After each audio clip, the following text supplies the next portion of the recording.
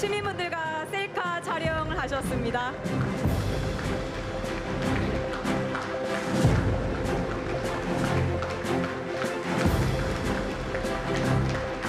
네, 지금부터 부산의 마음을 듣다. 해양 강국의 꿈 부산에서 세계로 시작해 보겠습니다. 먼저 국민 의례가 있겠습니다. 모두 일어나셔서 국기를 향해 서주시기 바랍니다. 몸이 불편한 분들은 자리에 앉아 국기를 향해 주시면 됩니다. 국기 대하여 경례.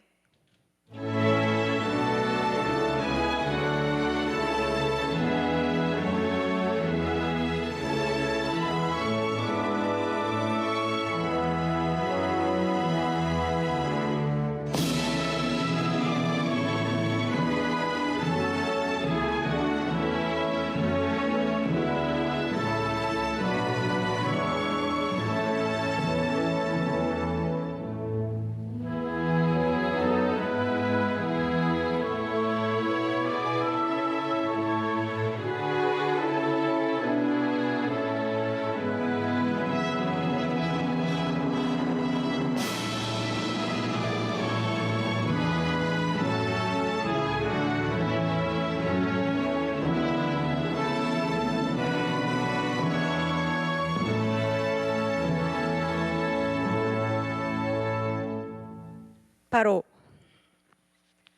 모두 자리에 앉아주시기 바랍니다.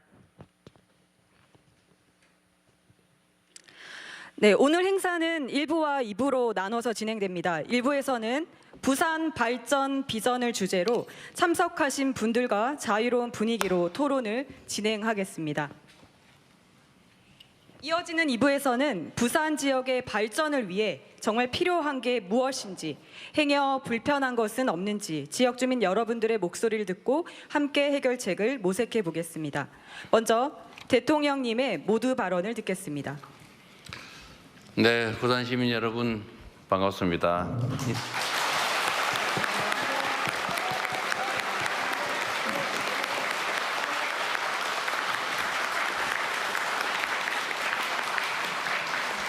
네, 자리 위치를 같은 높이로 놓는 게 상징적으로 좋은 면은 있는데 잘 안 보여서도 불편하기도 하죠. 이것도 언젠가 기회가 되면 집단 토론을 통해서 투표로 결정을 바꿔보도록 하겠습니다. 네, 우리 존경하는 부산 시민 여러분들 요새 여러 가지로 많이 힘드실 것 같습니다. 전체적으로 경기도 나쁜 데다가 또 불균형 성장 발전에 따른 지역 소외까지 겹쳐서 요새 저도 참 이 말 하기 싫던데 자꾸 여러분들 스스로 노인과 바다 얘기를 많이 하시는 것 같더라고요. 참으로 안타까운 상황인데 사실 이게 부산만 겪는 문제는 아니고 대한민국 전부가 겪고 있는 문제이기도 하고 또 어쩌면 흐름으로 본다면 전 세계적인 흐름의 일부이기도 한 측면이 있습니다. 그러니까 지방으로 가면 지방 소도시에서 지방 대도시로 또 면 단위 이런 데서는 읍내로 또 지방 대도시들은 또 수도권으로 근데 또 한편으로 보면 수도권에서 뉴욕으로 또 이런 면들이 있죠. 전 세계가 이제 하나의 생활권으로 묶이면서 집중화 현상이 사실은 거부하기 어려운 마치 중력처럼 작동을 하는 것 같습니다. 그렇다고 그걸 그대로 방치할 수는 없는 것이고 특히 대한민국은 불균형 성장 전략을 실제로 취해왔죠. 그러니까 대한민국이 가진 자원과 기회가 워낙 적다 보니까 이걸 골고루 나누면 효율성이 떨어져서 한 곳에 집중하는 소위 올인, 몰빵 전략을 했던 게 사실입니다. 지역으로 하면 서울 수도권에 집중했던 측면이 분명히 있고 또 뭐 산업 경제 정책으로 보면 몇몇의 기업들을 골라서 거기에 이제 자원과 기회, 역량, 정책을 집중했기 때문에 소위 재벌 문제가 생겨나기도 했고 어찌 보면 우리 개개인들 속에서도 특정 계층, 특정인들이 마치 특권층처럼 특별한 지위를 누리는 게 당연한 것처럼 여겨지기도 했던 것 같습니다. 근데 이게 한때는 꽤 유용한 성장 발전 전략이었어요.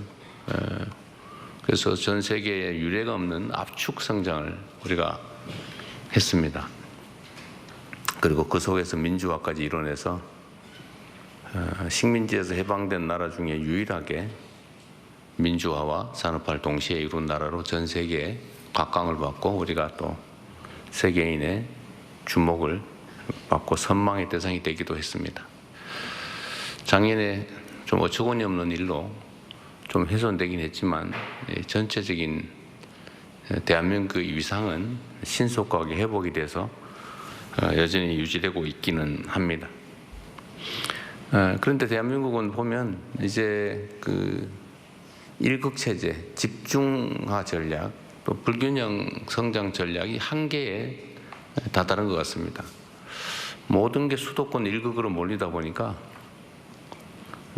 수도권은 미어 터지고 과밀해서 죽을 지경이고 지방은 없어서 죽을 지경이 됐죠. 소위 소멸 위험을 겪게 됐습니다.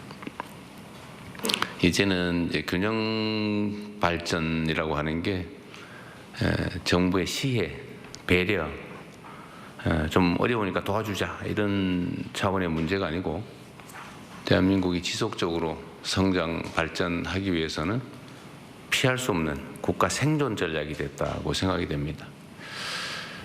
그래서 이번 새 정부에서는 그간의 정부들도 특히 이제 민주정부는 균형 성장에 또는 균형 발전에 많은 노력을 기울여 왔습니다만 그렇게 국민들이 만족할 만한 획기적 결과까지는 이르지 못한 게 또 현실이기도 합니다. 그래서 이번 정부는 이전과는 좀 다르게 국가의 자원 배분이나 정책 결정에서 균형 발전 전략을 국가 생존 전략으로 격상시키고 어쨌든 자원 배분, 정책 결정에서 지방과 균형을 맞추는 수준이 아니라 지방에 인센티브를 주는, 지방을 더 우대하는 전략으로 가야 비로소 약간의 균형을 되찾을 수 있겠다는 그런 판단을 하게 됐습니다. 말로만 하는 게 아니라 실제로 집행을 해야 되기 때문에 그 첫 번째로 아마 이 중에 주민등록 번호에 따라서 미리 이미 받으신 분도 계시겠지만 민생 지원, 또 소비 쿠폰 지원에서도 수도권보다 지방을 더 많이 지급하는 걸로 정책 결정을 해서 실제로 여러분도 약간의 작은 금액이지만 실효적인 정책 효과를 느끼고 계시죠? 액수가 너무 작아요. 별거 아니긴 합니다만. 그러나 국가의 기본적인 재정 배분에서 앞으로는 아예 이걸 원칙으로 당연한 것으로 만들어 가려고 합니다. 그뿐만 아니라 이제는 국가 정책 결정, 정책 판단에서도 특별한 방안을 찾아야 되는데 그 중에 하나가 예를 들면 김경수 지방시대위원장이 지금까지 주력했던 것처럼 부울경 메가시티, 동남권 메가시티를 만든다든지 또는 충청권 메가시티처럼 어쨌든 지역이 좀 광역화해서 좀 경제적 또는 사회 발전의 중심적 역할을 할 수 있게 하는 게 필요할 것 같습니다. 아까도 좀 잠깐 말씀드렸는데 이제는 국가 발전이나 사회 발전에도 중력이 작용하는 것 같아요. 규모가 커야 효율성이 높아지는 그런 측면에 있어서 이제 부울경 메가시티를 비롯한 지방 정책들, 지방 발전 전략을 부울경을 중심으로 좀 빠르게 한번 시행해 보자라는 생각이 있습니다. 또 한 가지는 이제 해당 지역의 특성들을 고려해야 되는데 제가 전에 호남 지역 광주 전남에 가서 광주 전남이 가진 특성 중에 이 특장점들을 이제 활용을 해야 되겠죠. 그래서 거기는 재생에너지 사회로 우리가 전환할 때 재생에너지원이 풍부하기 때문에 재생에너지를 중심으로 한 발전 전략을 대대적으로 수립해보자라고 지금 얘기해서 우리 정부 안에서 특히 대통령실 안에서 그걸 집중적으로 기획하고 있는 중이기도 합니다. 그러면 부울경은 어떻게 할까? 역시 항만 물류 도시라고 하는 특성을 좀 최대한 살려서 좀 발전 전략을 짜보자라고 하게 됐습니다. 거기서 마침 지금 기후 변화로 지금 북극 항로가 활용 가능성이 매우 높아졌기 때문에 대한민국이 그 중에서도 특히 부산이 아마도 북극 항로 개척에 따른 수혜를 입을 가능성이 매우 높다. 일부에서는 이거 뭐 한 10년, 20년 후 일인데 뭐 지금 뭘 그러냐라고 하지만 사회적 변화라고 하는 것은 10년, 20년, 50년, 100년 전에 미리 준비하지 않으면 기회를 놓치게 되죠. 사실은 빠른 게 아니라 늦었습니다. 그래서 지금이라도 속도를 내서 항만 물류 중심 도시로 동북아 중심 도시로 발전하는 가능한 방안이 뭔지를 한번 논의해 보려고 하고 그 중에서도 정부의 의지가 매우 중요하지 않겠습니까? 역시 우리는 정치적 무슨 얘기를 하면 다 선거 지나면 다 잊어버리고 빈말하고 그런 게 습관이 돼가지고 제가 뭔 얘기를 해도 안 믿더라고요. 근데 저는 좀 달라요. 한다면 하죠. 그래서 해수부를 포함한 관련 국가기관들 부산 집중 이전도 뭐 여기저기서 얘기가 많긴 합니다만 그런 것도 가능한 범위에서 신속하게 지금 집행 중입니다. 연말까지는 혹시 이사를 올 수 있을까 잘 모르겠어요. 올 수 있습니다. 올 수 있어요.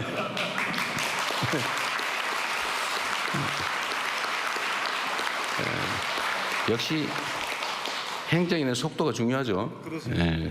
뭐 그래야 하는 것 같죠.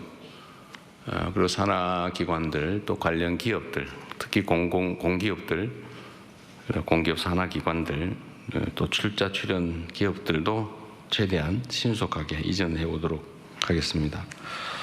그리고 거기에 더해서 이제 행정적인 조치뿐만이 아니고 해사법원 문제나 동남권 투자은행 설립 문제도 최대한 시간을 줄여서 신속하게 해볼 생각입니다.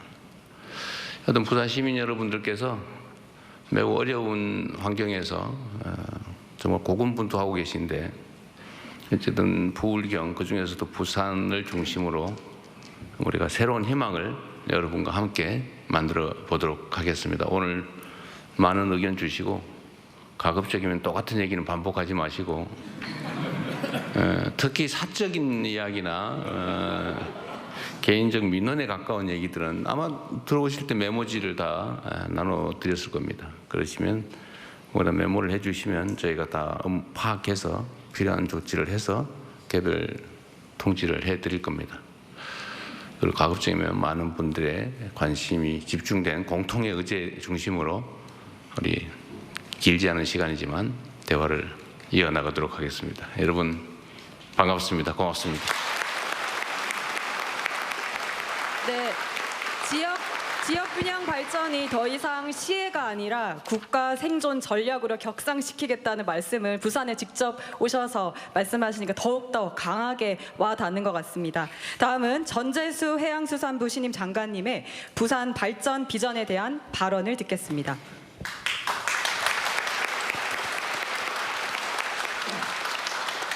네, 오늘 해양 강국의 꿈, 부산에서 세계로 부산의 마음을 듣다.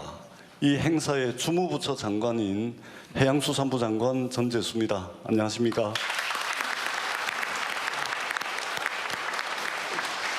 오늘 주제는 우리가 북극 항로 시대를 잘 준비하고 선도해서 해양 수도권을 만들어야 되는데 이 해양 수도권을 어떻게 조성할 것인가에 대해서 제가 한 5분 정도 발제를 하게 됐습니다. 먼저 이재명 대통령께서 해양수산부의 부산 이전이라고 하는 결단을 해주셨습니다. 이 결단은 서울 수도권 중심의 1급 체제로는 대한민국의 지속 가능한 성장은 불가능하다. 그리고 서울 수도권 중심의 이 성장 엔진 하나만 가지고 위태롭게 날고 있는 이 상황으로는 대한민국이 너무나도 위험하다. 이러한 대통령님의 절박한 마음으로부터 저는 해양수산부의 부산 이전이라고 하는 결단이 나왔다고 생각을 합니다. 이재명 대통령님께서 해양수산부 부산 이전의 결단을 내려주셨는데 넘어야 될 산과 과제들은 산적해 있습니다. 이 과제와 숙제들은 해양수산부 장관인 저 전재수와 우리 해양수산부 공직자들의 몫입니다. 열과 성을 다해서 일하도록 하겠습니다. 반드시 성과를 내서 대통령님의 결단을 제대로 일을 해서 성과를 내가지고 우리 국민들께 보답하겠다라는 마음의 자세로 최선을 다하겠습니다. 북극 항로 시대가 열리고 있습니다. 포항공대는 2030년에 열릴 것이라고 이야기를 하고 있고 미국과 스웨덴의 공동연구진은 2027년이면 북극 항로가 상시 운영할 수 있도록 열린다고 이야기를 합니다. 어떻든 중요한 것은 시기가 아니고 열린다는 것입니다. 새로운 바닷길, 새로운 백길이 열리는 것입니다. 그렇다면 우리가 준비를 해야 되는데 이미 전 세계는 경쟁적으로 준비를 하고 있습니다. 중국은 이미 2024년 기준으로 34번이나 운항을 시작을 했습니다. 그리고 중국의 대표적인 국적 성사인 코스코는 국제해사기구 IMO에 항로 계획서를 제출을 하고 이미 상시 운영 체제로 들어가 있습니다. 미국은 쇄빙선을 15척 구매하겠다라는 계획을 발표했습니다. 러시아는 2030년까지 서쪽으로는 무바로스크, 동쪽으로는 블라디보스토크까지 북극 항로를 선점하기 위해서 39조 원의 투자 계획을 발표했고 일본은 제4차 해운 기본 계획에 북극 항로를 포함을 시켰습니다. 프랑스의 대표적인 국적 선사인 CGM은 올 2월 달에 쇄빙선을 4척을 구매를 했습니다. 전 세계가 북극 항로를 선도하고 선점하기 위해서 경쟁적으로 뛰어들고 있습니다. 우리는 어떻게 해야 되겠습니까? 북극 항로를 선도하기 위해서는 전초기지가 있어야 됩니다. 거점 도시가 있어야 됩니다. 이 거점 도시를 저희들은 부산으로 삼고자 합니다. 그럼 왜 부산이냐? 여러분 잘 아시다시피 부산은 세계적인 항만 인프라를 가지고 있습니다. 컨테이너 물동량 처리 기준 세계 7위, 환정량 기준 세계 2위의 인프라를 가지고 있습니다. 뿐만 아니라 컨테이너, 벌크, 액체 화물 등등 해가지고 모든 화물을 다 처리할 수 있는 인프라를 가지고 있습니다. 지금 40선석이 있는데 여기에다가 진해신항이 개발이 되면 66선석이 됩니다. 싱가포르가 1인데 지금 66선석입니다. 북극 항로가 열리게 되면 가장 강력한 상대가 될 상하이항이 지금 54선석입니다. 조만간에 우리가 세계 1위로 선석 용량을 늘릴 겁니다. 뿐만 아닙니다. 조선 인프라가 이미 세계를 주도하고 있습니다. 부산, 울산, 거제도로 이어지는 이 조선벨트에 세계 최강의 기술력을 가지고 있는 삼성중공업, 현대중공업, 하나오션 다 포진하고 있습니다. 뿐만 아니라 부산 미염산단의 조선기자재 업체들이 잘 포진하고 있습니다. 선박 수리 업체의 63%가 이곳 동남권에 있습니다. 경쟁력 있는 조선 인프라를 가지고 있습니다. 여기에 대해서 해운 인프라도 역대 세계 최강입니다. 전 세계 컨테이너 전기 노선 268개를 가지고 있습니다. 아시아 2등입니다. 전 세계 280개 항만으로 연결되는 경쟁력 있는 해운 인프라를 가지고 있습니다. 항만 연결선 기준으로 하자면 세계 4위에 해당합니다. 해운 항만 업체의 63%가 이곳에 있고 매출액의 73%가 이곳에서 발생하고 있고 종사자의 50%가 이 동남권에 거주하고 있습니다. 막강한 인프라를 가지고 있습니다. 여기에 덧붙여서 산업 인프라도 막강합니다. 잘 아시다시피 울산의 자동차, 에너지, 막강한 조선벨트, 창원의 첨단 기계산업, 방산산업, 그리고 포항의 제철 철강산업까지 이 항만의 배후의 수출용 산업단지들이 잘 포진해 있습니다. 여기에 마지막으로 북극항로 시대가 열리면 즉각적으로 투입이 가능한 인재 인프라가 잘 갖춰져 있습니다. 국립부산대학교, 국립부경대학교, 국립창원대학교, 국립한국해양대학교, 여기는 조선해양물류 관련 학과들이 개설이 돼서 인재들을 양성하고 있습니다. 고등교육 인프라가 잘 돼 있습니다. 그래서 저희들은 여기에 주목을 했습니다. 그러면은 대통령께서 정부의 의지가 중요하다고 말씀을 하셨고 그 결과로 해양수산부를 부산으로 이전할 겁니다. 이렇게 잘 돼 있는 항만, 조선, 해운, 산업, 인재 인프라에다가 정부의 의지를 가지고 첫 번째 행정기능을 총괄하는 해양수산부를 부산으로 이전하겠습니다. 두 번째, 사실상 사법기능을 총괄하게 되는 해사전문법원을 신설하겠습니다. 그리고 세 번째, HMM을 비롯한 경쟁력 있는 해운 대기업을 집적화시키겠습니다.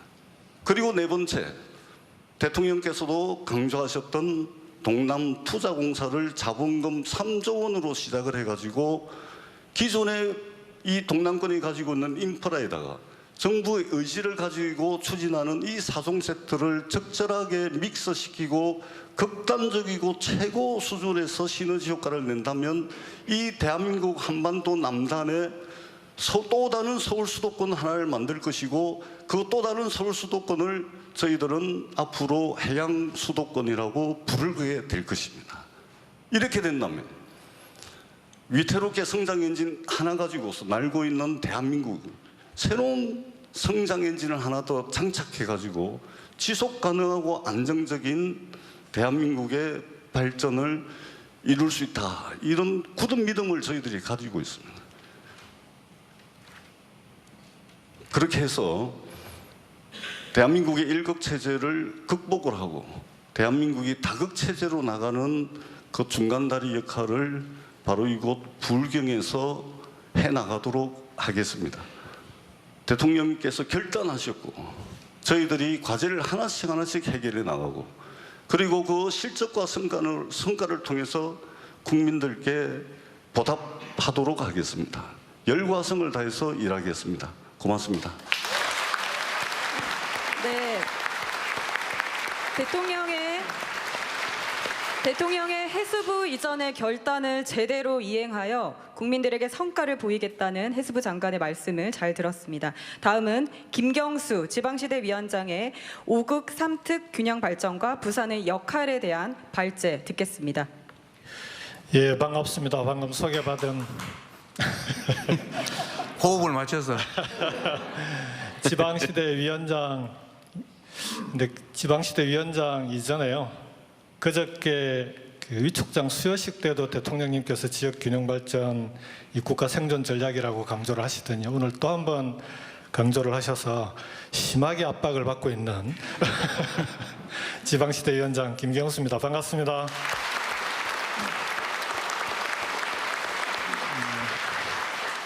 지방시대위원회 좀 생소하시죠?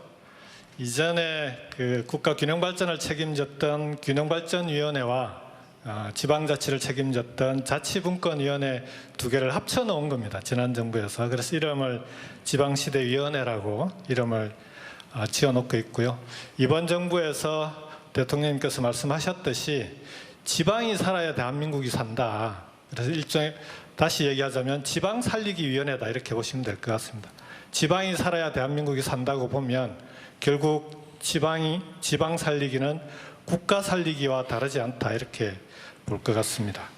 제가 이제 오늘 이 자리에서 여러분들께 설명을 해달라고 부탁을 받은 건 부산을 포함한 부울경이 해양 강국으로 가는 해양 수도로 가기 위해서는 해수부 이전이 신속하게 돼야 되고 해수부만 이전하는 게 아니라 해수부와 관련된 기관들이 있습니다. 공공기관들도 함께 신속하게 이전이 돼야 하는데 그 공공기관의 이전 문제가 우리 지방시대위원회에서 심의하고 의결을 해야 가능하게 되어 있습니다. 그래서 어떻게 하면 해수부와 협력해서 공공기관을 신속하게 이전할 거냐라는 문제에 대해서 발제를 좀 해달라고 부탁을 받았고요. 두 번째는 공공기관 이전만으로 지방이 살아날 수 있는 거냐. 그게 아니라 대통령 말씀하셨듯이 이제는 시도 단위로는 더 이상 지역발전이 균형발전이 어려운 단계에 접어들었습니다. 그래서 시도 단위를 넘어서는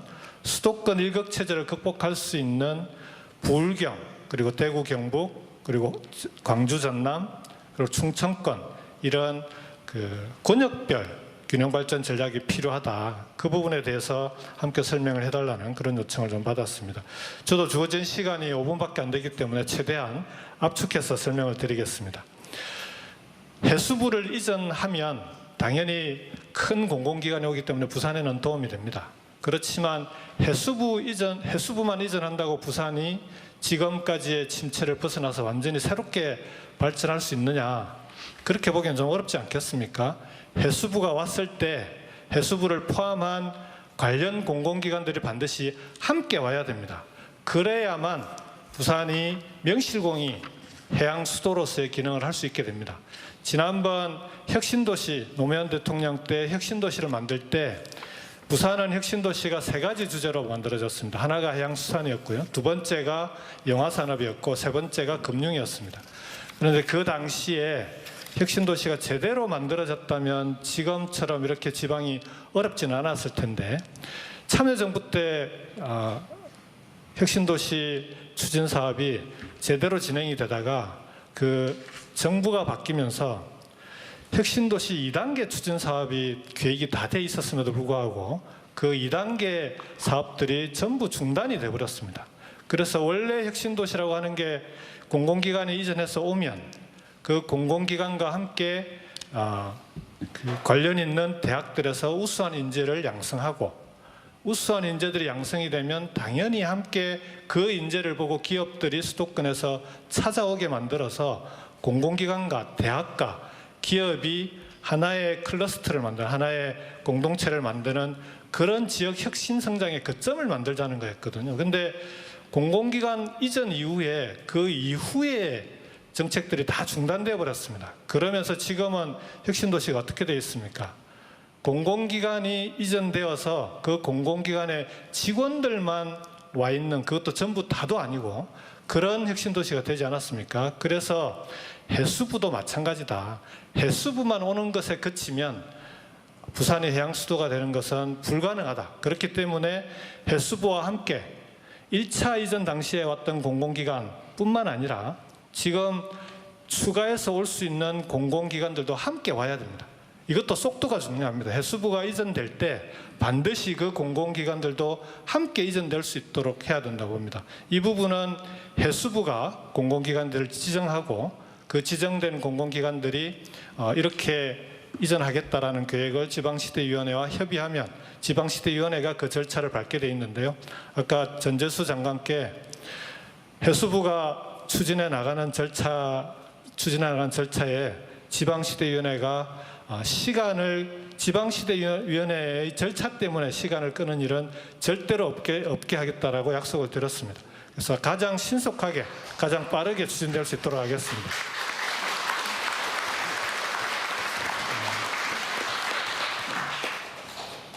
공공기관 이전과 함께 부산이 함께 해야 될 게 또 한 가지가 더 있습니다. 조금 전에 말씀드렸듯이 기업이 와야 되지 않겠습니까? 지금 HMM은 우리 전재수 장관께서 열심히 HMM 본사가 올 수 있도록 노력을 하고 있다고 합니다. 그런데 HMM은 그나마 정부의 재정이 투입됐기 때문에 그 영향을 미칠 수 있는데 그런 기업뿐만 아니라 민간 기업들도 올 수 있어야 되거든요. 근데 민간 기업들에게 왜 수도권에만 있냐 지방을 안 가고, 이걸 물어보면 제일 많이 하는 대답이 지역에 가면 특히 미래첨단산업, 미래산업들의 기업은 좋은 인재를 뽑기 어렵다, 이 얘기를 제일 많이 합니다.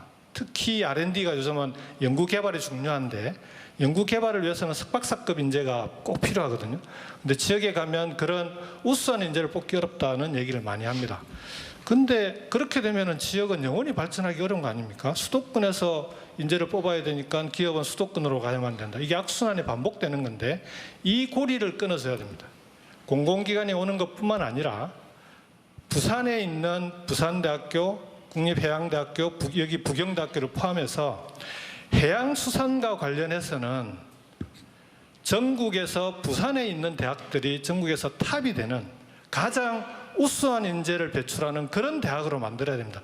그래야 기업들이 오지 않겠습니까? 그렇지 않습니까, 여러분? 맞으면 박수를 치셔야 됩니다. 그래서 해수부 이전 그리고 공공기관 이전 그와 함께 부산 지역에 있는 해양수산 분야의 대학 그 분야만큼은 전국에서 가장 우수한 인재를 만드는 대학이 될 수 있도록 만들어서 기업이 스스로 찾아오게끔 만드는 그런 해양수도로 함께 만들어 가겠습니다. 지방시대위원회가 해수부와 협력해서 해수부뿐만 아니라 이 부분은 교육부나 다른 부처들도 함께 협력을 해야 되는 부분인데요. 함께 협력해서 반드시 부산이 대한민국의 해양 수도로서의 역할을 확실히 할 수 있도록 저도 최선을 다해서 지원하도록 하겠습니다.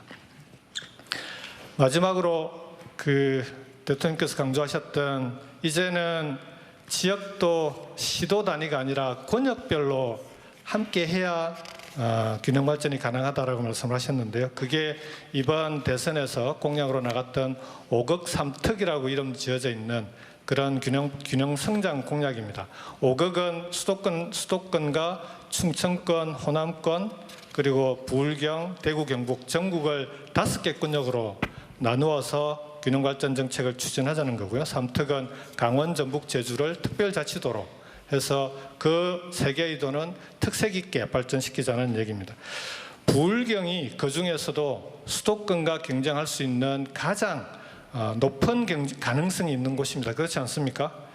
부울경마저도 이런 권역별 발전 전략에서 수도권과의 경쟁에서 지금처럼 계속 밀려버리면 대한민국은 미래가 없습니다. 그래서 지금 이번 정부에서는 5극 3특을 중심으로 권역별 균형 성장 전략으로서 대한민국을 균형 있게 발전시키겠다라는 정책으로 지금 전략을 수립하고 있는 중입니다. 사실은 대통령께서 워낙 속도와 성과를 강조하고 계셔서요. 이 부분도 거의 밀린 숙제하듯이 열심히 하고 있습니다. 지금 어제까지도 국정기획위원회와 이 5극 3특을 통한 국가균형성장을 어떻게 나갈 건지 부처들과 관련 내용들을 협의해 나가고 있는 중입니다. 가장 빠른 시일 내에 대한민국의 5극 3특 균형성장 전략이라고 하는 이재명 대통령표 균형성장 전략은 어떤 것인지를 국민 여러분들께 발표할 수 있도록 최선을 다해서 속도를 내도록 하겠습니다. 마지막으로 부울경의 경우에 지금 부산 경남이 행정통합을 추진하고 있는데요. 자, 이것과 그러면 메가시티는 어떻게 되는 거냐 이런 질문들을 많이 합니다. 선협력 후 통합입니다. 협력을 통해서 권역별로 경제권과 생활권이 하나로 되게 만드는 사업이 우선적이어야 됩니다. 그래야만 행정통합도 훨씬 쉬워지지 않겠습니까? 물론 행정통합은 지역의 자율에 맡겨서 지역 스스로 풀어나가게 할 겁니다. 필요한 지원이 있다면 지원도 아끼지 않을 것입니다. 그렇지만 지금 가장 시급한 것은 5극 3특 전략에 따라서 수도권과 경쟁할 수 있는 권역별로 수도권과 같은 경제권과 생활권을 만드는 일이 가장 중요합니다. 차가 없어도 적어도 이 권역 안에서는 대중교통으로 다닐 수 있어야 되지 않겠습니까? 특히나 이 앞에 청년들이 많이 계시는데 부산, 창원, 울산을 오가는데 차 없이는 못 다닌다고 하면 청년들이 바로 자가용을 가지기가 어렵지 않습니까? 대중교통으로 다닐 수 없는 지역이 돼버리면 그러면 수도권과는 확실하게 격차가 생겨버리는 거죠. 일자리를 구하려고 해도 창원에 있는 청년이 부산에 일자리를 구하면 집을 얻어야 됩니다. 그런 식의 구조를 가지고는 권역별로 발전하기가 어렵습니다.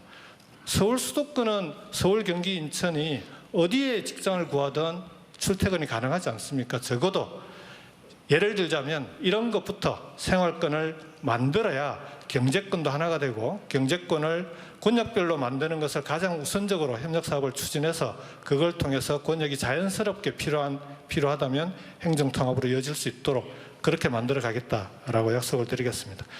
부울경 지역이 이제는 청년들이 떠나가는 지역이 아니라 다시 돌아오는 지역으로 만들겠습니다. 한 해 16,000명 이상의 20, 30대가 부울경 지역을 떠나고 있습니다. 한 해 6만 명 이상의 청년들이 수도권으로 몰려오고 있습니다. 그러니 수도권의 부동산이 백이 나겠습니까? 대한민국이 이런 문제들을 하나씩 해결해 나가기 위해서는 말씀드렸던 대로 권역별로 경제권과 생활권을 만들어서 전국이 골고루 5개 이상의 수도권을 만들어가는 그런 대한민국으로 만들어가도록 하겠습니다. 부산이 부울경의 해양 수도의 중심으로서 역할을 할 수 있도록 최선을 다해서 지원하겠다는 약속을 다시 한번 드리겠습니다. 이상입니다. 고맙습니다. 네, 행정은 속도가 능력이다. 늘 대통령께서 강조하시던 말씀인데 절차 때문에 해수부 이전이 늦어지는 일은 없게 하겠다는 지방시대 위원장의 말씀 잘 들었습니다. 태평양으로 진출이 용이한 부산의 지리적인 이점을 발판 삼아 해운 물류의 행정, 사법, 산업을 집적시켜 부산을 대한민국의 해양 수도로 발전시키려는 우리 해양수산부와 지방시대 위원회의 강력한 의지 잘 들었습니다. 다음은 부산의 발전 방안에 대해 관계자분들 포함하여 참석하신 여러분의 의견을 들어보는 시간입니다. 잠깐만요. 그 전에 네네. 우리가 이제 일을 하다 보면 누가 시키는 것만 하는 조직도 있고 안 시켜도 열심히 하는 조직이 있는데 제가 이 부산에 간다고 했더니 우리 AI 담당 수석이 갑자기 어제 이런 것도 준비해야 됩니다. 그러니까 저한테 이렇게 들고 왔어요.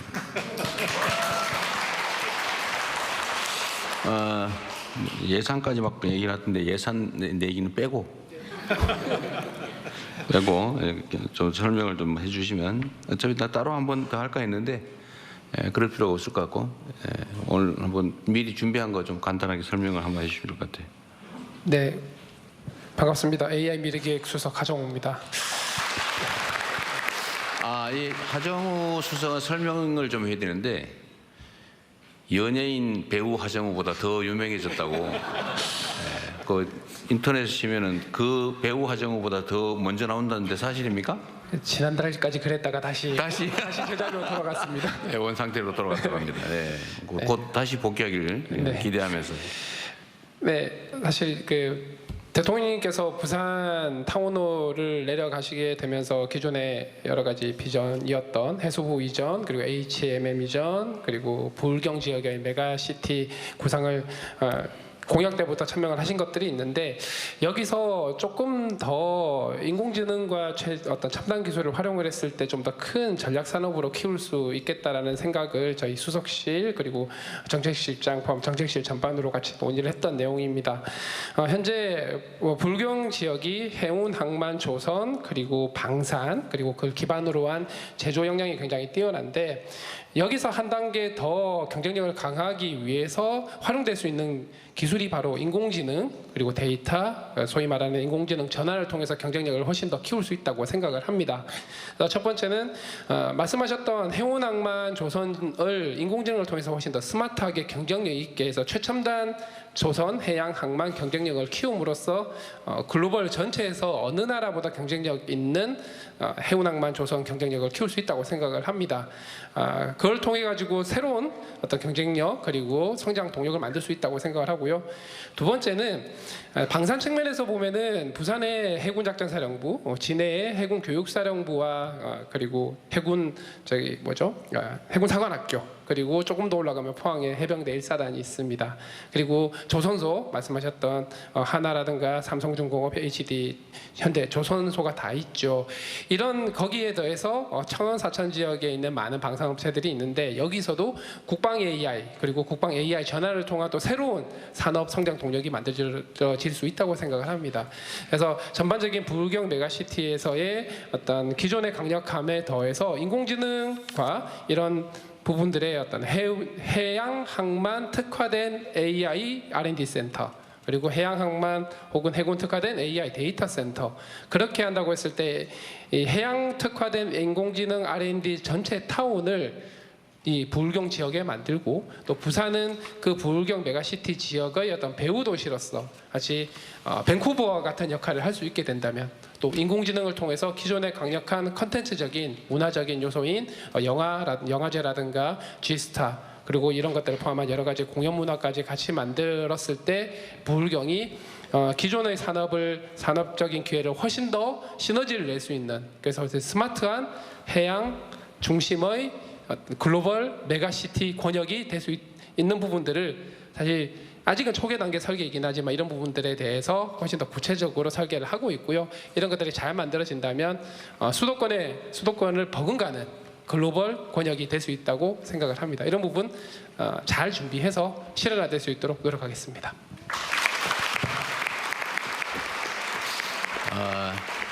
우리 하정우 수석 고생하셨습니다. 그런데 저는 얘기를 들어도 잘 못 알아듣겠더라고요. 이제 주로는 우리는 하드웨어에 익숙해서 그런데 일단 하드웨어 얘기 중에 아마 김경수 위원장이 자기 소감 업무를 벗어나서 말씀을 안 하신 것 같은데 실제로는 부울경 동남권 메가시티를 만들려면 사실 교통망을 확충해야 되는데요. 광역교통망, 그냥 아까 말씀하신 자가용 없이도 편안하게 출퇴근할 수 있는 또 교통망이 필요하다. 그래서 지금 이게 부산, 울산, 경남 이게 지금 출발지가 어디더라? 울산에서 양산, 부산까지죠. 울산, 양산, 부산. 여기가 지금 7월 10일에 이제 예타가 통과돼서 이제 기본 계획하고 설계하고 하면 착공은 아마 30년이 넘어야 될 거라고 하는데 어쨌든 이것도 좀 가능하면 좀 당겨보도록 노력하겠습니다.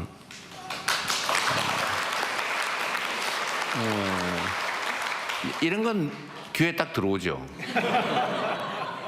근데 인공지능을 뭐 어쩌고 해가지고 뭐 사관학교의 데이터를 이용해서 이러니까 모르겠는데 하여튼 그러나 실제로 매우 중요한 새로운 영역입니다.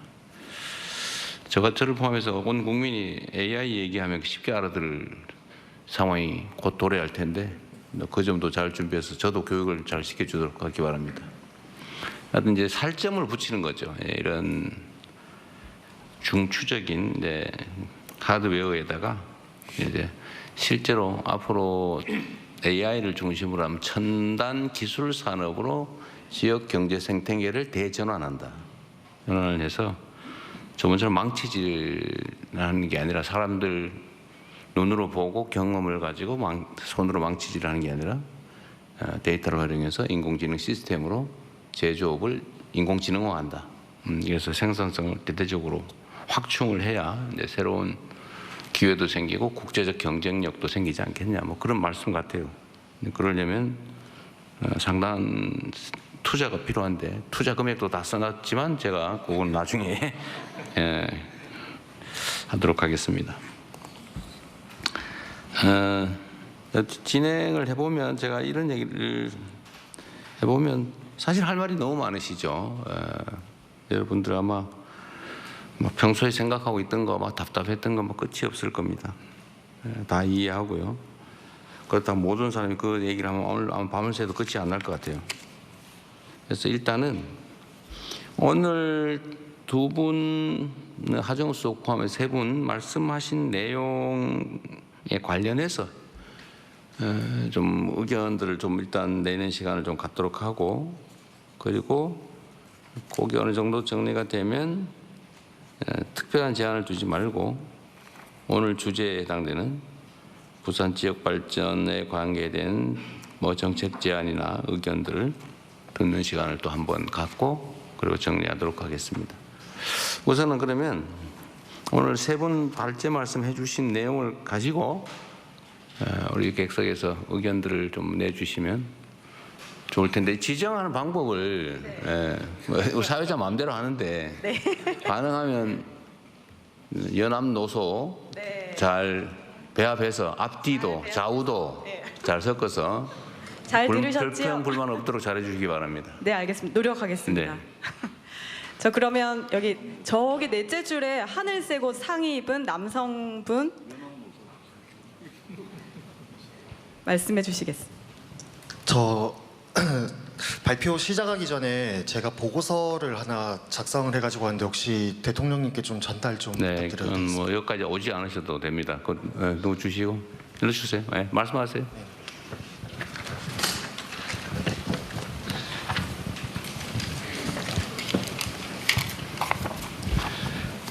안녕하십니까. 저는 제가 나고 자란 고향 부산의 미래를 고민하는 시민 정동건이라고 합니다. 우리 부산은 지금 너무나 가슴 아픈 악순환에 갇혀 있습니다.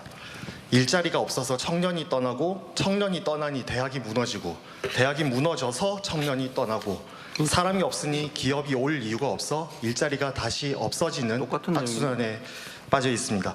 하지만 이 악순환의 고리를 해양수산부의 부산 이전으로 끊어낼 수 있다고 생각합니다. 이 기회를 현실로 만들기 위한 첫 번째 열쇠는 대학 혁신을 통한 인재 키우기입니다. 부산에는 부산대학교를 비롯한 4개 국립대학이 있고요. 이 대학들의 통합과 연계를 바탕으로 시너지를 창출해서 세계적인 수준의 특성화 대학 시스템을 구축해야 한다고 생각합니다.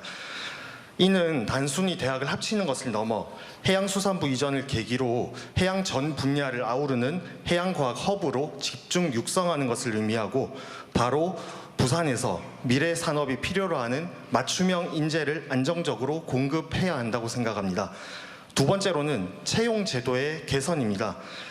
위에서 말씀드렸듯이 최고의 인재를 키워도 머물 곳이 없다면 소용이 없을 것입니다. 지방 이전 공공기관의 지역 인재 의무 채용 제도를 강화해서 우리 지역 청년들이 양질의 일자리를 통해 정착할 수 있는 확실한 통로를 만들어야 한다고 생각합니다. 현행 제도는 이전 지역 인재 30%와 비수도권 지역 인재 35%의 중복 산정을 허용하는 맹점이 있습니다.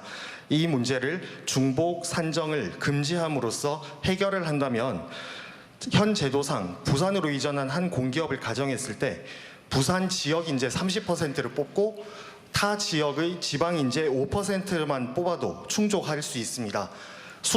서울 수도권 출신을 65%까지 채용을 할 수 있는데 만약 중복 산정을 금지하게 된다면 부산 지역 인재 30%, 부산 외 타 지방 인재 35%, 남는 35%만 서울 수도권 인재로 채용을 할 수 있어 부산을 비롯한 지방 출신 인재가 실질적으로 혜택을 볼 수 있다고 생각합니다.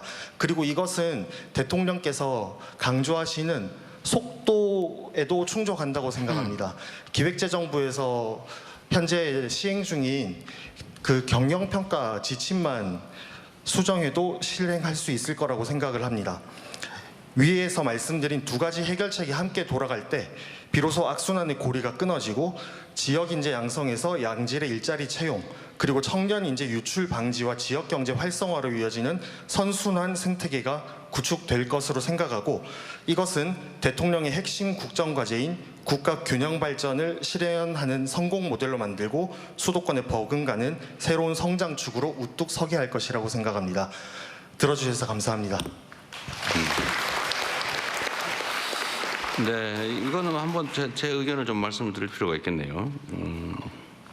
우선은 부산 지역의 4개 국립대학의 통합 연계를 통해서 특성화 대학 시스템을 구축하자. 이거는 우리가 서울대 10개 만들기 거점 대학 육성이라고 하는데 취지에 맞아서 이거는 부산, 경남, 부울경, 특히 뭐 부산의 특성에 맞는 거점 대학 육성이라는 취지에는 부합하는 정부 방침에 맞는 것이었어요. 좋은 제안으로 생각됩니다.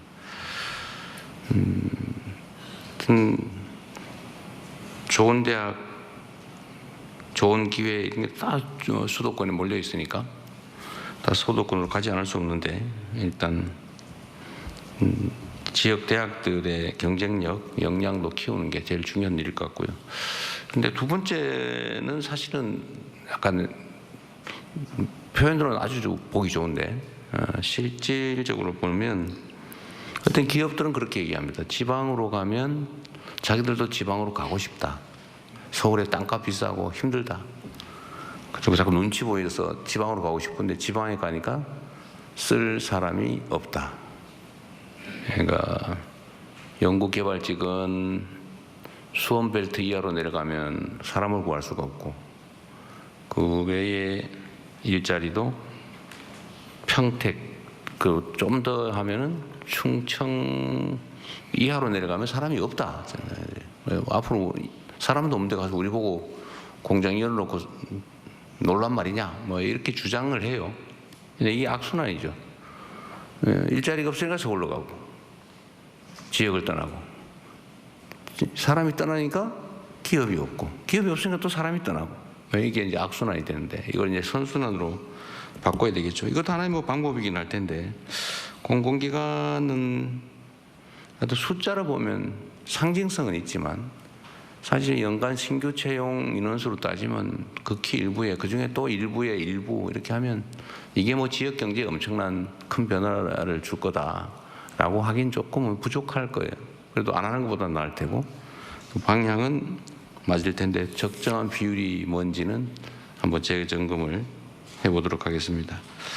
근데 모두가 노력해야죠. 예를 들면 교육 기관들의 역량도 키워야 되고 그러려면 정부 재정도 좀 더 많이 투자해야 될 테고 또 지역에 애정 갖는 사람들도 좀 많아져야 하고 정주 여건도 강화해야 되고 문화 인프라도 최대한 좀 늘려서 나 영화관 없는 이 동네 힘들다 뭐 이런 얘기 안 나오게 그런 문화 인프라를 구축하는 거. 그리고 또 중고등학교도 문제 같아요 보니까 중고등학교도 그러니까 뭐 자꾸 다 떠나는데 근데 그걸 어떻게 해결할 수 있을지는 좀 더 연구를 해가지고 어쨌든 부산이든 지방이든 자기 뜻을 펴고 역량을 펼칠 수 있는 기본적인 조건을 갖추는 노력들을 그냥 이대로 놔둬서 그냥 말만 해서 되지는 않고요. 결국 돈과 정책 역량을 투여를 해야 됩니다. 근데 과연 어디에 어떤 내용에 어떤 투자를 하면 가장 효율적일지를 이제 지금부터 고민을 해야 되겠죠. 네, 다른 분. 좋은 제안이라고 하시면서 또 비율 얘기해 주셨는데요. 이번에는 여성분 여기 여기 5번째 줄에 하얀색 하늘색 입으신 또 여성분 말씀해 주십시오. 하늘색으로 통일하면 안 됩니다. 저도 편이에요. 네, 존경하는 대통령님 안녕하십니까? 저는 이제 막 국립부경대학교를 졸업한 졸업생이라고 합니다. 저도 동일하게 청년 일자리 관련된 질문과 하나와 아까 전에 말씀해 주셨던 것들 중에 질문 2가지를 총 드리고 싶습니다.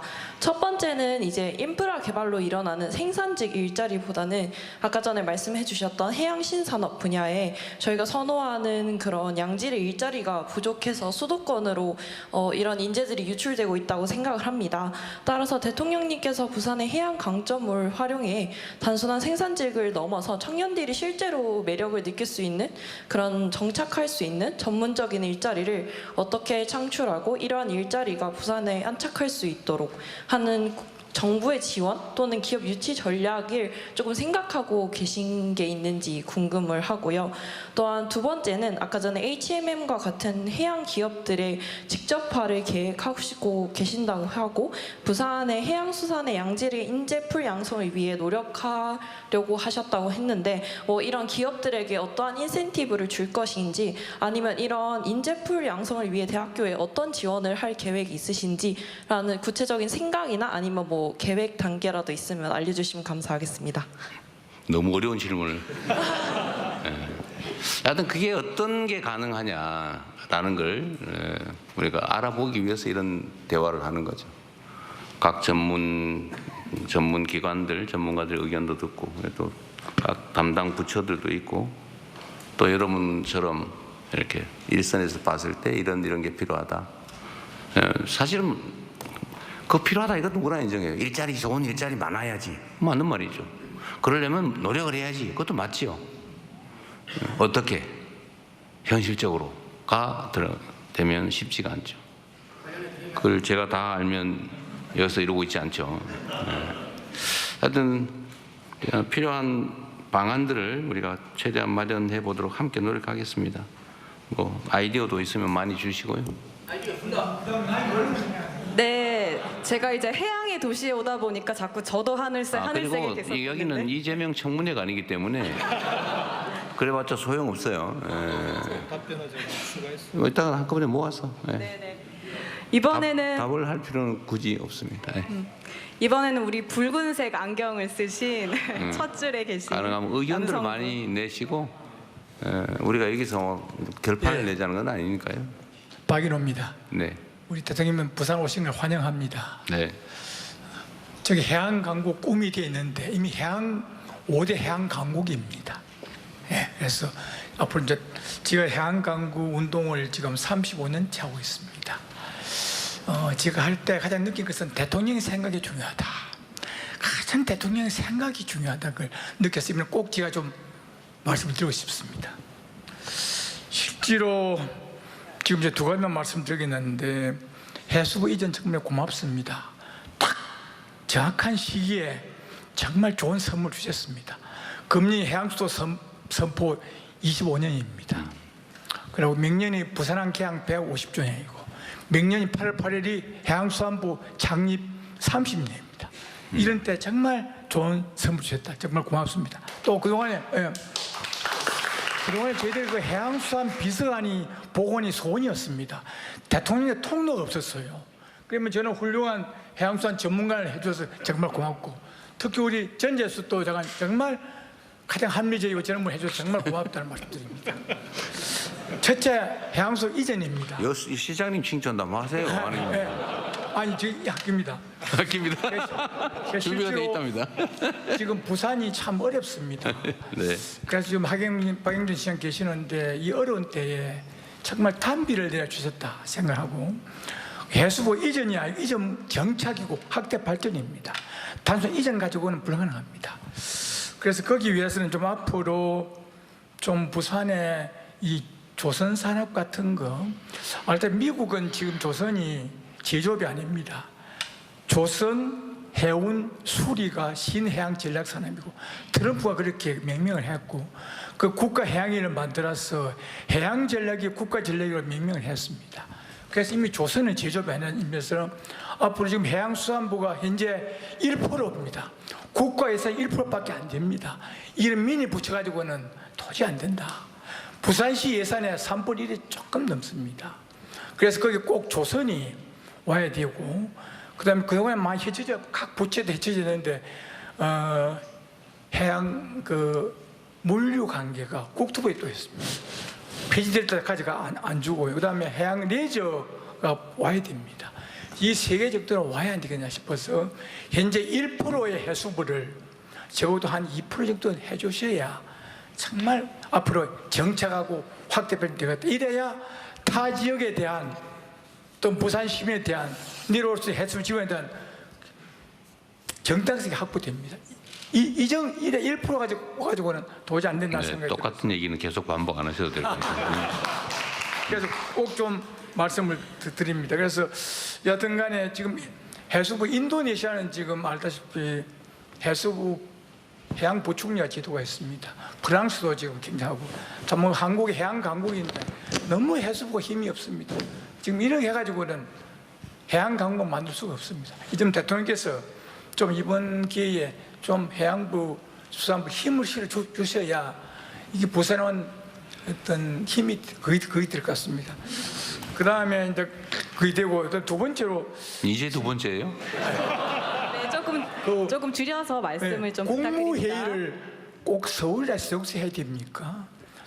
그래서 좁은 나라인데 부산서도 한번 하고 남부의 건의 수도인데 부산서도 한번 하고 관계장관 회의도 꼭 서울서 할 게 없고 그래서 좀 국무회의도 좀 부산서도 한번 하고 하는 이런 것만 꼭 서울서만 할 게 없다 생각이 들어서 그 점을 제가 조금 말씀드립니다. 여튼간에 좀 이번 기회에 정말 부산 시민들 한이 많습니다. 해수부 보호 운동을 5년간 했습니다. 폐지돼 가지고. 그래서 네. 꼭 이번에 부산 시민의 한을 꼭 풀어줄 강한 해수부를 좀 만드시기 바랍니다. 고맙습니다.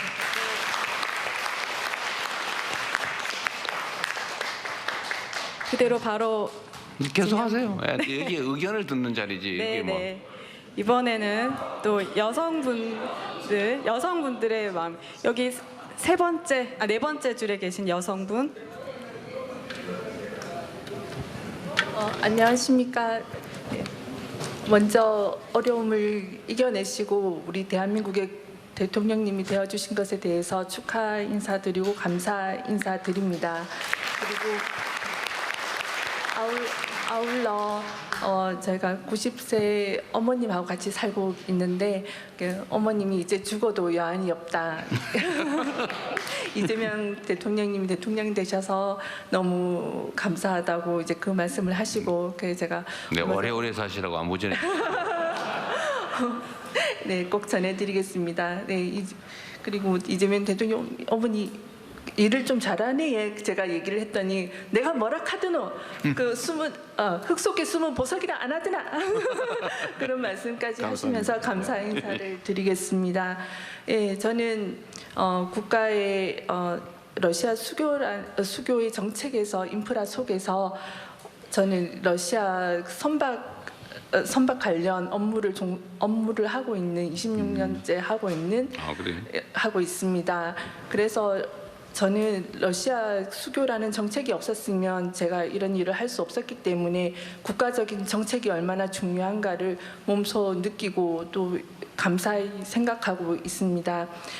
지금 북극 항로의 비전을 말씀을 하시지만 저는 지금 현실적인 상황을 말씀드리고 싶습니다. 부산에는 감천항이 있습니다.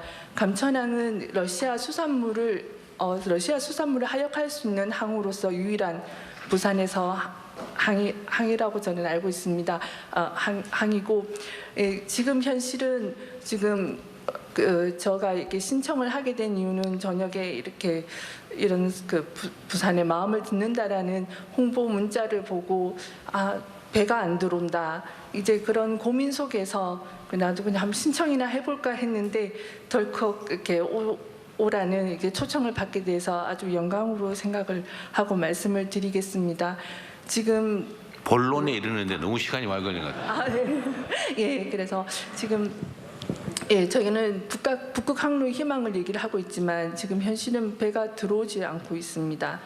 지금 최근 3년간 주위에 이제 말씀을 들어보게 되면은 지금 코로나 전에 물량과 비교해서 3년을 대비를 해보게 되면 해마다 10%에서 15%씩 물량을 숫자로 따지면 한 10만 톤씩이 줄어든다고 합니다.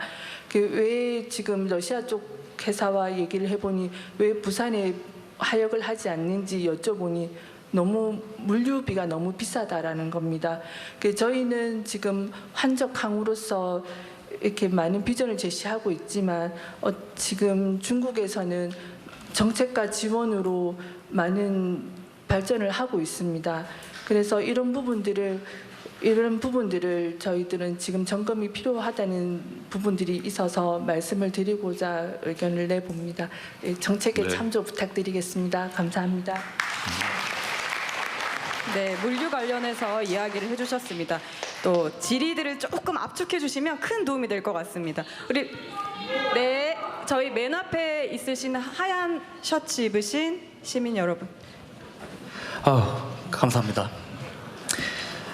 네, 저는 아까 하정우 수석님께서 말씀 주셨던 해양도시의 미래 첨단 산업을 좀 도입하겠다. 그리고 아까 부경대 졸업생분께서 말씀하셨던 그 청년들이 선호하는 미래 일자리에 대해서 좀 한번 말씀드리고자 합니다. 본인이 누군지는 한번 말씀드리겠습니다. 예, 저는 부산에서 7번째 아기 유니콘으로 선정된 스타트업 소프트스퀘어드의 대표 이하늘이라고 합니다.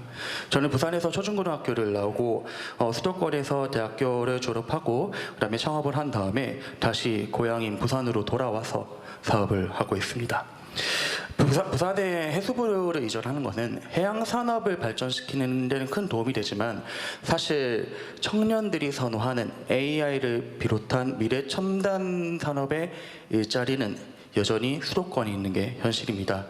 그래서 실제로 아까 16,000명이 유출된다고 말씀을 김경수 위원장님께서 말씀해 주셨는데 그중에 5,000명이 과학기술인재가 여전히 수도권으로 떠나고 있는 실정입니다. 이 문제를 해결할 실효성 있는 대안이 반드시 필요한데요. 저는 이 대안을 몇 년간 연구하고 고민한 끝에 수도권에 있는 기업을 원격 근무 전환을 하는 것을 기반으로 개발팀 구독 서비스 그릿지를 운영하고 있습니다. 그릿지는 수도권의 유망 기업들을 원격 근무의 형태로 지역의 청년들에게 연결해서 수도권의 양질의 일자리를 누릴 수 있도록 하는 플랫폼입니다. 실제로 저희를 통해서 수도권으로 취업을 하거나 이직을 하려는 부산에 있는 인재들이 지역에 정주하면서 많이들 일을 하고 계시고요. 그 중에서는 출산을 하고 육아와 병행을 하시면서 원격으로 일을 하고 계십니다.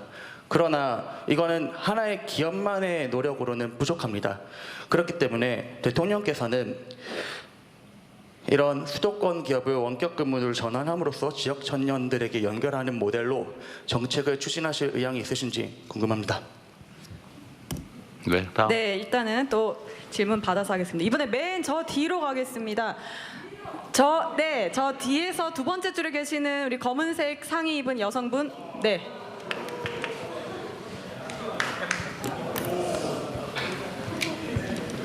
오늘 기분 좋습니다. 당첨됐습니다. 네, 축하드립니다. 예, 후보님 때보다 대통령님이 되고 나서 더 좋다는 말을 여러 곳에서 많이 하니까 참 듣기 좋고 부산 오셔서 참 좋습니다. 저는 사고에서 온 한정옥입니다. 반갑습니다.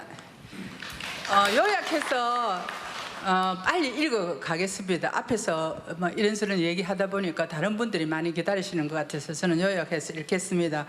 대통령님, 북극항로 발전의 중심이 될 북항은 일제강점기 매립되어 개발된 곳으로 해방 이후는 국가항만의 기능을 하면서 부산 시민도 들어가지 못하는 금단의 지역이었습니다. 그러다가 2005년 노무현 대통령께서 부산 시민들이 슬리퍼를 신고 편안하게 갈 수 있는 곳으로 만들겠다는 말씀과 부산의 미래 100년을 책임지는 먹거리 공간으로 만들어지는 유지가 서려 있는 매우 중요한 장소이자 우리나라 최초의 항만 재개발 사업입니다. 방금 장관님께서도 말씀하셨듯이 부산 북항 재개발지가 부산의 미래를 담을 장소가 아닌 주거단지, 아파트 단지로 전락해 가고 있고 지금 또 진행 중에 있습니다. 어제 부산검찰은 북항 재개발 1단계 생활형 숙박시설 허가를 위한 뇌물비리 사건 수사를 발표했는데 그 요지는 2023년 감사원 감사 결과 부산항만공사, 부산시의 사업자와의 유착 의혹이 제기되면서 수사가 시작되었는데 부산지검의 수사는 사실상 반쪽짜리 수사 발표로 끝나고 말았습니다. 감사원의 고발 취지에 훨씬 못 미치는 수사 결과였습니다. 왜냐하면 어제 검찰 수사 발표는 항만공사만 책임을 묻고 사실상 아파트 건축을 허가한 부산시는 마치 피해자인 것처럼 수사 결과가 나온 것을 인정할 수가 없는 것입니다.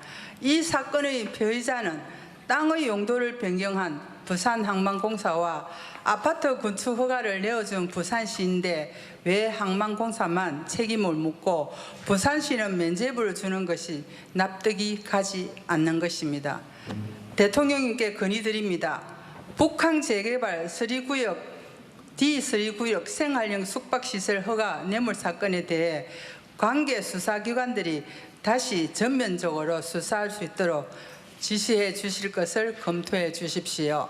지금도 북항 재개발은 이런저런 편법으로 부산시가 사실상의 아파트와 같은 주거시설의 건축 허가를 내주고 있으며 몇 년 후에는 북항 재개발 1단계는 아파트 천국이 되어 있을 것으로 우려됩니다. 네, 제발, 조금 압축시켜 주셔서 정리해 주십시오. 자대갑니다. 제발 이런 일들이 재발되지 않도록 드러난 뇌물범죄 사건이라도 제대로 수사해서 국가 공권력으로 경종을 울릴 수 있도록 도와주십시오. 대통령님, 부산 북항의 잘못된 재개발로 아파트 천국이 되지 않도록 지금이라도 경종을 울려야 합니다. 또 이 사건에 대한 수사를 제대로 진행하지 못하면 전국의 다른 항만 재개발 사업에도 네. 악영향을 미칠 가능성이 매우 큽니다. 네, 저 네. 부산만의 문제가 아닙니다. 네, 따로 저희가 또 자료를 받겠습니다. 고맙습니다. 끝나가는 것 같아. 마칩니다. 네, 네. 이상입니다. 감사합니다. 네, 고맙습니다. 죄송합니다. 말씀 못 하셔서 어떡할 뻔했어요, 그래? 네, 나중에 자료 넘겨주시면 될 것 네. 같습니다. 이번에는 잠깐 자리를 좀 앉아주시면 좋을 것 같습니다. 저기 저 뒤에 네 검은색 상의 입으신 남성분 말씀해 주십시오. 네, 아까 말씀드렸지만 여러분 메모하신 거는 주시면 저희가 개별적으로 다 검토해서 결과를 알려드릴 테니까 꼭 여기서 반드시 해야 된다는 강박관념은 안 가지셔도 됩니다. 네, 말씀하십시오. 대통령님, 예, 아름다운 부산에 오신 것에 대해서 감사드립니다. 예, 오늘 많은 얘기도 있지만은 가장 중요한 얘기가 빠진 것 같아서 제가 말씀드립니다. 해양 강국의 꿈을 이루려면은 금융 강국의 꿈과 함께 가야 되지 않나 하는 생각을 합니다. 잘 아시다시피 글로벌 금융 도시들은 대부분 대형 항만을 중심으로 성장해 왔습니다. 싱가포르, 홍콩, 두바이 모두 대표적인 예입니다. 그런 의미에서 부산은 천혜의 조건들을 갖춘 도시입니다. 아까 장관님께서 말씀하셨다시피 한저항 2위와 그다음에 직항 7위라 하셨습니다. 앞으로 선석을 더 누르면은 세계 1위가 된다고 말씀하셨습니다. 그리고 그 어느 도시도 흉내낼 수 없는 실물 기반 산업 클러스터들이 인근, 울산, 창원, 거제 또한 포항을 비롯해서 도시들의 산재에 있습니다. 이런 탁월한 입지 조건에서도 불구하고 부산이 아직도 국제적으로 금융 후진 도시로 평가받고 있는 현실은 참으로 안타깝습니다. 과거 부산은 대한민국의 산업의 25%를 감당했던 적도 있습니다. 그러나 지금은 다 아시다시피 너무나 참 그러한 상태에 있습니다. 그래서 지금 이번이 가장 부산이 발전할 수 있는 전류의 기회가 왔다고 생각합니다. 해양수산부, 부산국제금융센터, 동남투자은행 그리고 주변의 도시들의 산업 클러스터들이 힘을 모아 AI 금융 전문 데이터 센터를 중심으로 유기적으로 협력 융합한다면 세계 최초의 AI 기반 미래 금융형 글로벌 허브 도시로 도약할 수 있다고 생각합니다. 세계 금융 체계를 바꿀 수 있는 AI 전문 금융 도시와 금융 전문 맞춤형 데이터 센터 설립은 정부의 지속적인 지원과 강력한 컨트롤 없이는 불가능하다고 생각합니다. 이러한 비전이 부산에서 실현된다면 대통령께서도 평소에 꿈꾸시던 지역 불균형 해소 방안의 꿈이 함께 실현되리라 기대합니다. 대통령님의 결단과 리더십을 부탁드리겠습니다. 감사합니다. 네, AI 수성님이 얘기하신 AI 데이터 센터도 얘기해 주셨습니다. 이번 두 번째 줄에 앉아 계신 여성분 말씀해 주십시오. 네, 안녕하세요 대통령님. 저는 부산 남구에서 온 안지현이라고 합니다. 기후위기를 살아가는 20대 청년으로서 빠르게 질문만 드리고 끝내겠습니다. 현재 북극항로는 눈이 높더라도 사실상 여름철에만 운행이 가능하여 경제성이 불확실해 보이고 기후위기 위험성 또한 구체적으로 분석되지 않은 상황인 걸로 알고 있습니다. 이러한 상황에서 막대한 예산과 자원을 북극항로에 투입하기보다는 정부의 대선 공약이기도 했던 그린 옐로우 인프라 확대에 집중하는 것이 보다 현실적이고 전략적인 선택이라고 생각합니다. 특히 부산항과 울산항을 중심으로 한 한미 녹색 해운항로 구축, 그리고 그린 메탄올 등 차세대 선박 연료 인프라 확충은 부산항을 세계적인 녹색 물류 허브로 도약시킬 수 있는 절호의 기회라고 생각합니다. 그래서 이에 대해 여쭙습니다.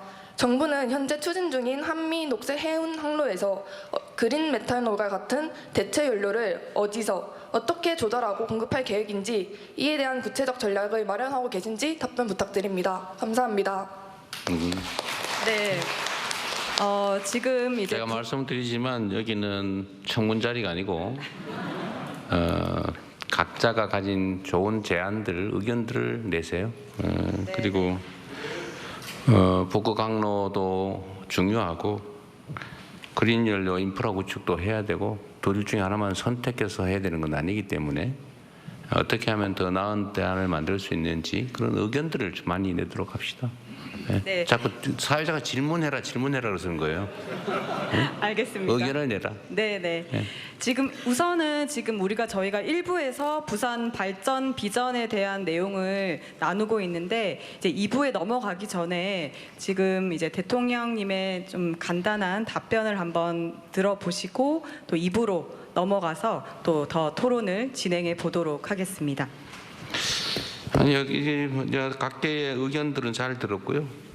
그 의견들은 저희가 다 취합을 해서 내가 이 자리에서 내 실력을 뽐내려고 온 게 아니기 때문에 선거하고 있는 게 아니어서 지금 아직도 선거 후보를 대하는 그런 마인드가 있을지 혹시 모르겠는데 지금은 국가의 역량을 총동원해서 실현 가능한 현실적 대안을 우리가 만들려고 일부러 이 자리에 있는 겁니다.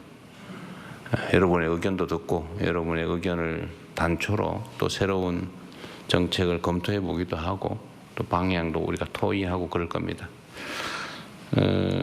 이제는 뭐 주제 제한을 하지 말고 그렇다고 뭐 우주를 어떻게 지킬 것이냐 뭐 여기까지는 가지 말고 또 우리 집안 문제 얘기는 나중에 따로 하기로 하고 어쨌든 약간 주제 의제를 좀 넓혀서 말씀하실 시간을 좀 가지도록 하겠습니다. 그렇게 긴 시간이 가능할 것 같지는 않네요. 네네. 그래서 가능하면 짧게 요약을 해주시면 다른 분들도 의견을 좀 낼 수가 있습니다.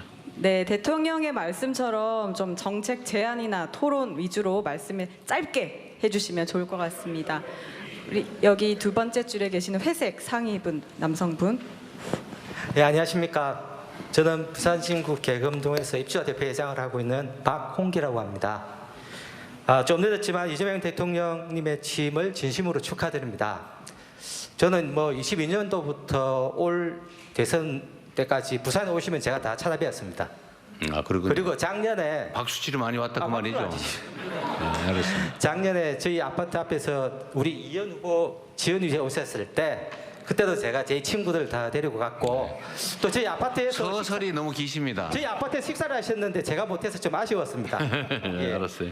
예, 어쨌든 그렇고 사실은 제 아내가 이재명 대통령 굉장한 팬이었는데 그 3년 가까이 암투병을 하다가 4월달에 세상을 떠났습니다. 안타깝네요. 그래서 저 와이프 대신도 제가 온 건데 대통령 되시는 걸 못 봐서 제가 너무 가슴이 아파서 꼭 말씀을 드리고 싶었습니다. 네. 그래서 그곳에서 제 아내 정지영은 아마 기쁘고 흐뭇한 마음으로 이재명 대통령을 보고 잘 지내리라 생각하고 있습니다. 자, 본론으로 들어가겠습니다. 어제 전재수 해수부 장관께서 해수부 이전, HMM, 회사법원 유치, 동남투자은행 출범 등 4가지 과제를 동시 진행한다고 밝혔습니다. 그 대통령 선거 공약이기도 한데 속도감 있게 진행해 주셔서 정말 고맙습니다. 부산 청년들은 일자리가 없어서 서울, 경기 등으로 떠나고 있고 인구도 계속 줄고 있는데 해수부 HMM 등이 오면 부산 경제에 큰 역할을 할 것이 확실합니다. 어쨌든 우리 이재명 대통령께서는 중앙정부와 부산시가 협력하여 태보하는 제2의 도시 부산의 발전과 부활을 위해 각별한 관심과 노력을 부탁드립니다. 그리고 고생하고 계시는 박영종 시장님도 꼭 좀 같이 협력 부탁드립니다. 감사합니다. 네. 네, 말씀 잘 들었습니다. 이번에는 아내 얘기를 꼭 하고 싶었던 것 같네요. 네. 네, 저 카메라 옆에 계신 여성분. 네.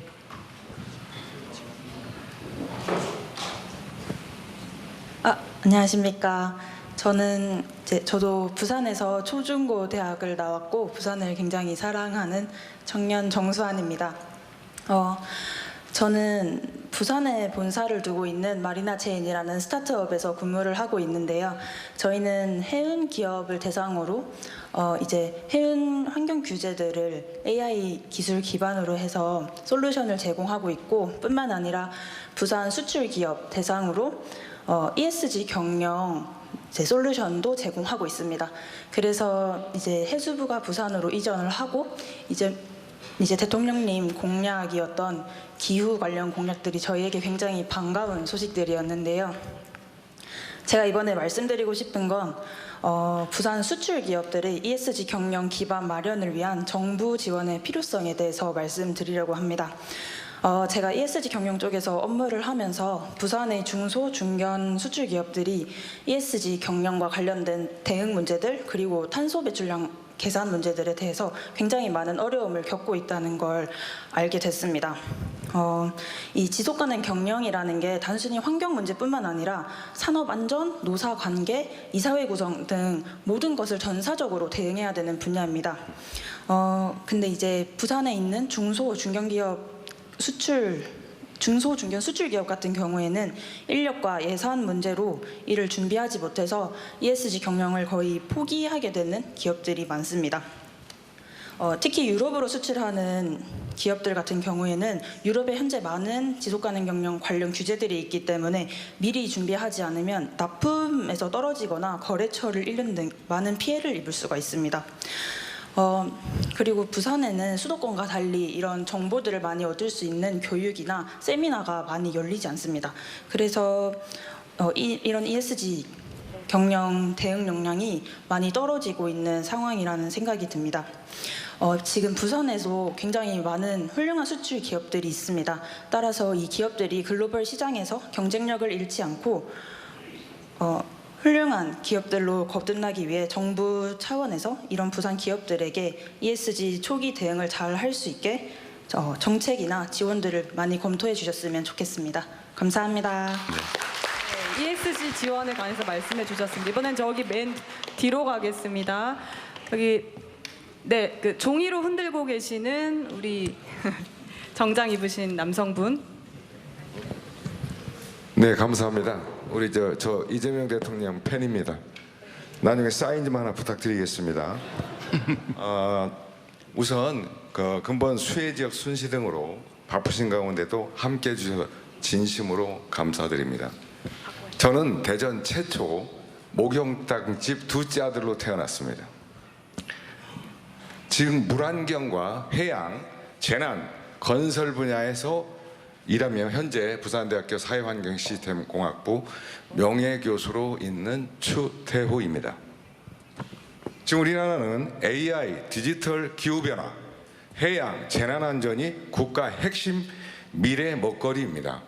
5가지를 종합적으로 대응할 통합 정책 조직은 아직 없습니다.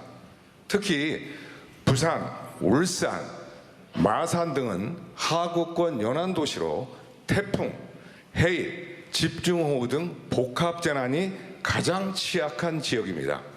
그럼에도 불구하고 국토부, 환경부, 해안부 등이 따로따로 관리하고 있어 통합 대응이 매우 어렵습니다.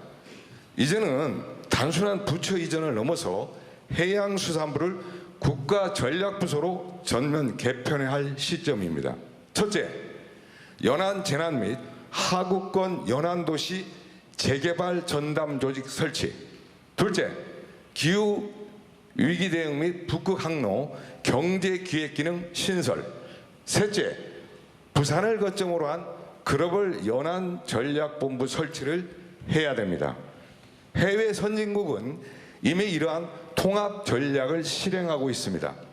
미국 해양대기청 노아죠.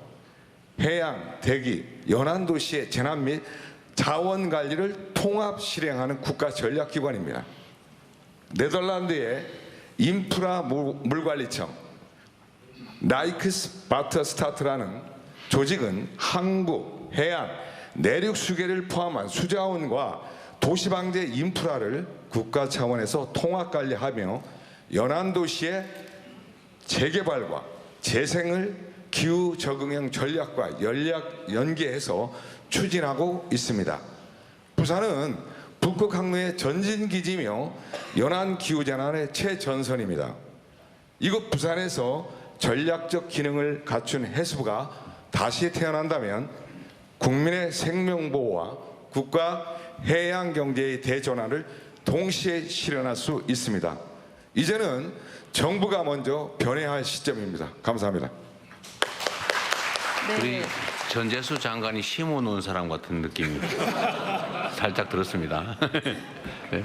네, 이번에는 저 왼쪽 편의 중간으로 가보겠습니다. 해도 줄어들지가 않는데. 네. 여기 아무나 하세요 그냥. 네. 저기 저 손을 약간 흔들고 계시는 네 남성분. 예, 저는 살고 싶은 동래구에서 온 유근태입니다. 오늘 손을 흔든 바람에 제대로 당첨됐습니다. 제가 드리고 싶은 이야기는 이전에 전재수 해양수산부 장관님께서 아주 디테일하게 잘 말씀해 주셨기 때문에 저는 그 말씀 중에 소외된 거 하나만 지적하겠습니다. 지적보다도 건의를 드리겠는데요. 지금 현재 우리 그 가덕 신공항이 현재 정체 상태에 있습니다. 이전에 현대건설에서 수의 계약을 해가지고 몇 차를 통과해서 왔는데 최근에 와서는 공기 연장, 수지액 증액 등등 해가지고 지금 현재 완전히 손을 떼고 있습니다. 그랬을 때 부산시와 국토부와 정부에서는 현재 가덕 신공항에 대해서 우리 동남권 허브공항이 꼭 필요합니다. 왜냐하면 지금 아까 여러분께서 말씀해 계셨지만은 북극 항로를 개척할 시 향후 그걸 대비해서라도 육로, 항공, 우리가 그 철도 여러 가지 우리 갖춰져야 되는데 지금 그게 지금 답보 상태에 있습니다. 그래서 그게 우리 중앙정부에서는 어떻게 생각하고 계시고 빨리 저희들 부산 시민의 바람은 가덕 신공항이 빨리 착공했으면 하는 게 바랍니다. 이상입니다. 네. 네, 가덕 신공항 얘기는 뭐 잠깐 해야 될 것 같은데 이게 이제 여러 정부를 거쳐서 아주 오랫동안 기획하고 집행되어 온 사안이라서 지금 뭐 잠깐의 혼선이 좀 있긴 한 것 같습니다. 수의 계약했던 현대건설이 아마 설계안을 실제로는 안 내고 못하겠다 이런 상황이라 이거 혹시 좌초되는 거 아니냐 이런 걱정들을 하시는 것 같긴 한데요.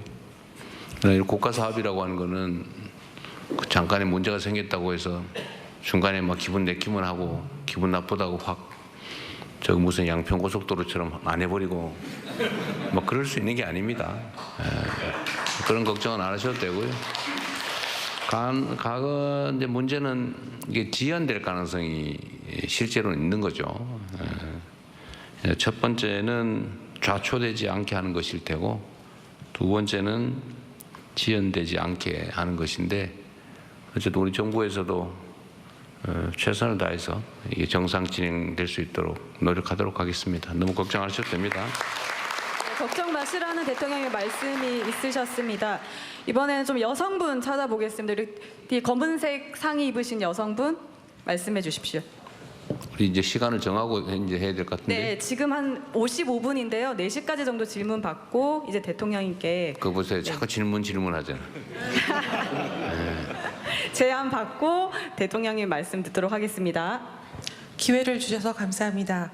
저는 부산에 거주하는 피아니스트 김정화라고 합니다.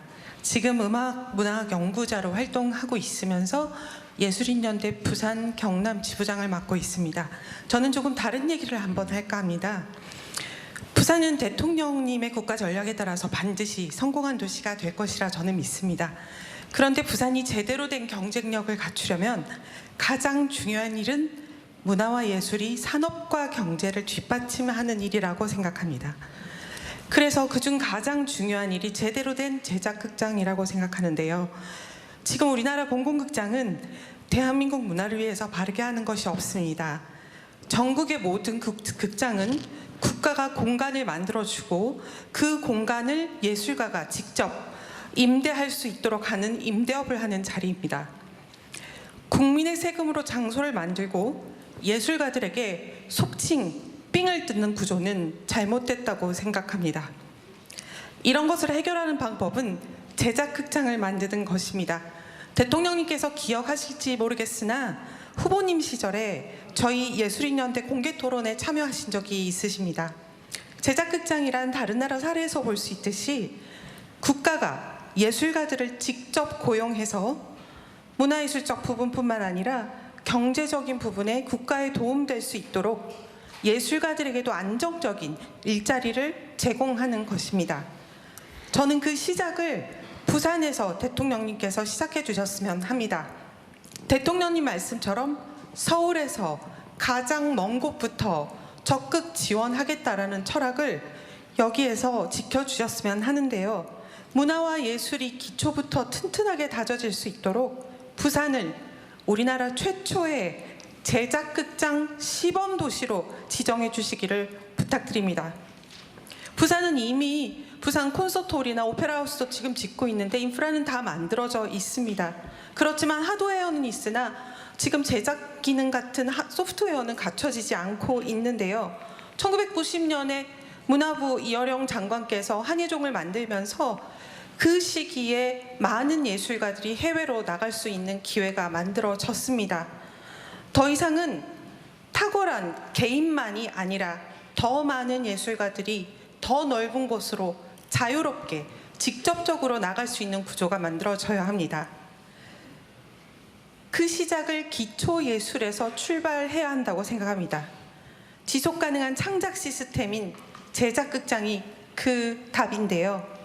부산의 공연가들은 전국 최초의 제작극장을 간절히 원합니다. 감사합니다. 내가 전에도 한번 그 말씀을 들었던 기억이 있는데 예를 들어 구체적으로 그런 사례들이 있나요? 예를 들면 저도 그 약간 감이 안 잡히던데 제작을 정부가 직접 하는 거하고 제작을 정부가 예산으로 지원하는 거하고 어떤 게 바람직한지 판단을 잘 못하겠던데. 제작을 직접 하게 정부가 지원을 하는 것은 일회성에 그칩니다. 이번 부산 콘서트홀 같은 경우도 부산시가 지원을 하고 있는데요. 작년 11월 예산 기준을 보니까 열흘 정도의 개관 페스티벌에 29억 원이 들어갔다고 합니다. 네. 그렇지만 예술가들이 극장 안에서 제작 시스템을 갖고 일자리를 가지고 거기에서 하루 종일 1년 365일 일을 한다면 훨씬 더 퀄리티가 높고 네, 뭐 좋은데요. 근데 그건 또 독점하는 문제가 발생하지 않나요? 그렇지는 않습니다.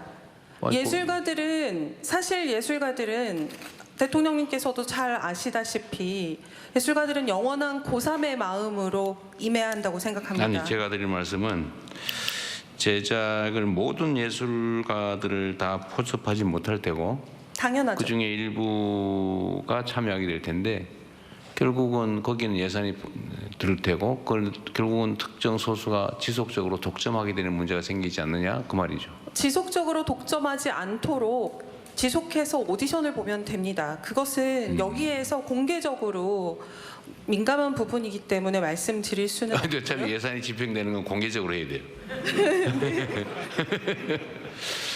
하여튼 알겠습니다. 그거는 잠깐만. 그 문제는 어떻게 제안이니까 우리 문화부에서 새로운 저희가 문화예술 지원 사업을 좀 많이 다양하게 확대하려고 하거든요. 네.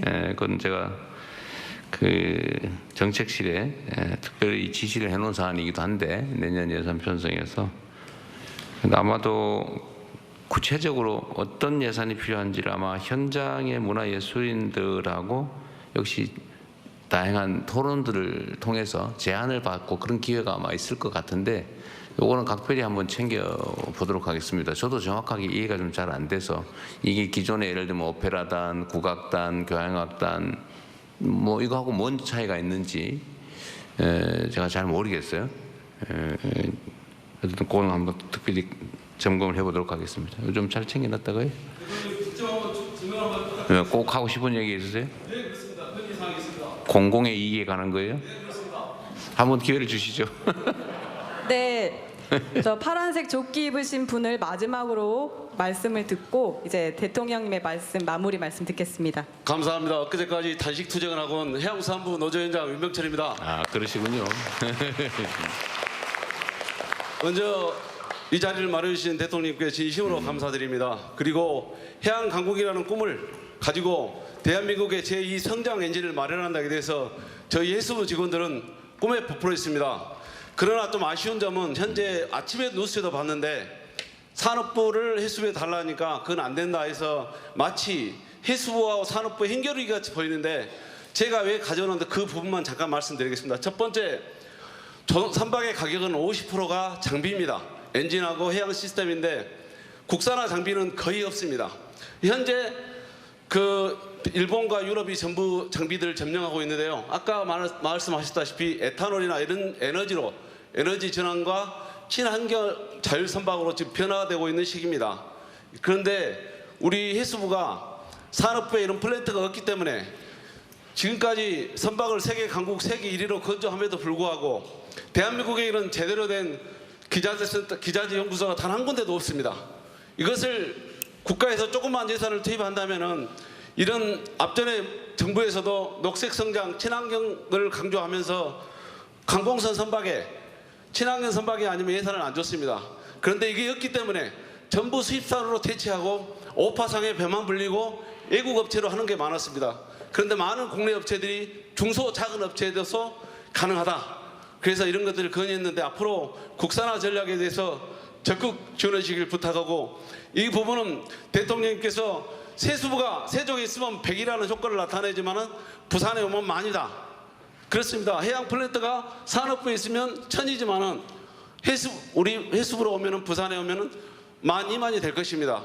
이것은 성장과 어디가 효과가 있는가 이 부분을 대통령님께 결단이 필요하다고 봅니다. 두 번째입니다.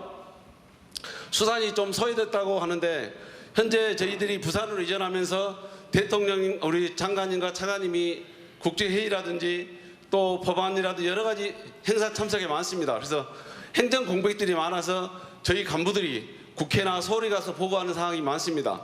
이것을 보완하기 위해서는 복수 차관제를 둬서 업무를 분담하면 효율적으로 되지 않을까 싶습니다. 그리고 후쿠시마 오염수 때문에 엄청 국민들의 식탁에 불안이 있었는데 수산은 국민의 먹거리이자 국가의 식량 안보 전략입니다. 그런데 정원 한 명을 못 구해서 수산 동식물 전문가를 구해야 되는데 수의사를 한 명 하는데 행안부의 담임이 너무 높아서 인원을 못 가고 직원들이 연가 보상비를 해서 인기제 근로자로 지금 몇 년째 채용하고 있습니다. 그리고 어민들의 안전과 중국어를 단속하는 LNG 선박을 3,000톤짜리 지금 건조하는데 1,000톤짜리 선박 인원하고 인원이 똑같습니다. 그래서 이 배는 365일 직원이 상주해야 되는데 폭발 위험성도 있고 하는데 지금 배가 시운전하고 있는데요. 저선수하고 있는데 어제 밤새도록 새벽 3시까지 직원들이 하소연하고 위험이 상존되어 있다. 이런 부분을 말씀했는데 마지막으로 짧게 말씀드리겠습니다. 마지막으로 대통령님께서 우리 장관님한테 연내에 갈 수 있죠? 이렇게 물어보니까 가슴이 철렁했습니다. 왜냐하면 공무원은 국가의 부름을 받아서 언제든지 달려가야 되고 국민의 공복으로서 최선을 다해야 됩니다. 그러나 저희들이 어쩔 수 없는 사항들이 있습니다. 이제 신규자들은 전월세 계약이 1년 6개월 남았고 또 막 고등학생이 된 학부모들 또 대학을 졸업해야 되는데 자녀만 세종에 놓고 부모만 와야 되는가 이런 고민들이 많습니다. 그래서 좀 그 부분들을 대통령께서 공약으로 내것인 주 4.5일째 근무를 해수부에 시범적으로 할 수 있는지 또 하나 우리 박형준 시장이 모셨는데 조금 이따 박형준 시장한테 직접 말씀을 듣고 싶습니다. 해수부를 위해서 다 해주겠다가 아닌 어떠한 것들을 전폭적으로 지지해주겠다 약속하겠다 그 약속의 말씀을 듣고 싶고요. 우리 대통령님께서 이 자리에서 해수부 직원들 국가를 위해서 국가 미래를 위해서 열심히 해야 되니 국민을 당연히 늘 열심히 해 각오하고 있습니다. 그래서 대통령님께서 각 부처에서 해수부가 열심히 할 수 있도록 좀 적극적으로 지원해라 이런 말씀을 좀 부탁드리겠습니다. 끝으로 제가 다시 한번 감사드리는 것은 어제 지난주에 택시를 타고 서울에서 송정로로 왔는데 택시가 기차 노선이 끊겼습니다. 택시를 타고 오는데 지하도에 물도 없는데 다 바리케이드를 쳤더라고요. 택시 기사님한테 물었습니다. 왜 이렇게 됐냐? 과거에는 물이 차거나 위험이 상존했을 때 하는데 지금은 사전에 미리 한다. 그래서 조금 불편하지만 국민의 안전하고 낫다. 또 일요일 날은 그랬습니다. 제가 단식으로 이제 한약방에 가서 보약을 먹는다 그러는데 한의사님께서 비가 오면 항상 큰 비가 안 와도 우리 집 앞에까지 물이 찬다. 이번에는 안 찼다. 왜 그렇습니까? 그랬더니 대통령님께서 홍수 났을 때 공무원들의 잘못으로 담배꽁초나 하수구를 미리 처리하지 않으면 그 잘못으로 국민의 피해보면 자시하지 않겠다. 그렇습니다. 대한민국은 변화와 혁신의 바람이 부는 것 같습니다. 변화와 혁신은 이 혁명보다 어렵다겠습니다. 그 혁신은 대통령과 우리 장관님 또 각계각층의 지도자님, 우리 시도지사님들 이런 분들이 선봉장에 서야만이 변화와 혁신은 있을 수 있습니다. 혁신은 밑에서 절대 되는 거 아닙니다. 가장 어려운 것입니다. 그래서 앞으로 이런 것을 저희들 공무원들도 명심해서 대통령의 국정 철학을 따라서 해양 강국 건설을 위해서 최선을 다하겠습니다. 감사합니다. 네, 제가 뭔 조끼 같은 걸 입고 계시길래 뭔 또 꼭 하실 말씀이 있을 것 같은데 보니까 노조위원장이셨군요. 네. 네, 우선은 우리 박정준 시장님 언제 시간 되시면 뭐 당연히 하시겠지만 이제 해수부 직원들 부산으로 이전하면 뭐 각종 지원 정책 하시겠다고 언론에 말씀하신 걸 제가 봤거든요. 꼭 나중에 따로 한번 시간을 한번 내서 한번 얘기해 주시고요. 집단 면담을 한번 좀 하셔가지고 좀 구체적으로 지원 방안을 같이 의논해 주시기 바랍니다. 일단은 우리 해수부 소속 공무원들 입장에서는 아마 아닌 밤중에 홍두깨 날벼락 같은 느낌이 드실 것 같아요. 실제로 해수부 옮긴다고 여러 사람들이 얘기해놓고 이때까지 몇 년 동안 사실 안 했죠. 그렇습니다. 그래서 아마 제가 얘기해도 뭐 안 하겠지 이렇게 생각했을 가능성이 많은데 어쨌든 저는 결정을 했으면 이걸 신속하게 이행하는 것도 매우 중요한 일이다라고 생각했는데 아마 해수부 공직자들 입장에서는 그럴 것 같아요. 뭐 집 문제도 있을 뿐만 아니라 학생들 당장 학교 어떡하란 말이냐 뭐 얘기부터 여러 가지 불편함들이나 불이익이 사실 있을 수밖에 없죠. 그래서 그 점에 대해서는 아쉽게 안타깝게 생각합니다. 그러나 또 제가 언제나 말씀드리는 것처럼 전체를 위해서 개인 또는 특정 사람들이 특별한 희생을 치르면 그에 대해서는 또 상응하는 특별한 보상을 해야 그게 실질적으로 공정한 세상 아니겠냐라는 게 제 평소 신념이어서 우리 해수부 공무원들을 다른 공무원들과 다르게 또 세종으로 갔다가 또 부산으로 또 가게 되는 그런 이중의 불편함을 겪게 된 점에 대해서는 객관적이고 합리적으로 억울하지 않게 필요한 대책들을 충분하게 수립하도록 하겠습니다. 뭐 장관이 잘 하시겠죠. 뭐 지금 19군데 그래도 뭐 이미 다 약속한 것 같은데 보니까. 대통령 말씀대로 최선을 다하도록 하겠습니다. 억울하지 않게요. 또 흔쾌하게 국민을 위해서 일할 수 있는 조건을 잘 만들어 주시기를 바랍니다. 그 외에 예를 들면 해수부의 업무 범위에 관한 거라든지 해수부 조직에 관한 문제들은 이 자리에서 굳이 얘기 안 하더라도 필요한 조정들은 할 텐데 어쨌든 이것도 또 보는 입장에 따라 또 다를 수가 있어요. 제가 자주 우리 사회는 토론이 참 부족하다 그 생각을 많이 합니다. 그냥 우리는 의견이 다르면 상대를 악마화하거나 제거할 대상으로 여기고 서로 논의해서 수용할 건 수용하고 조정해서 합의점에 이르는 게 아니라 그냥 일단 싸우고 보려고 그런 경향이 있어요.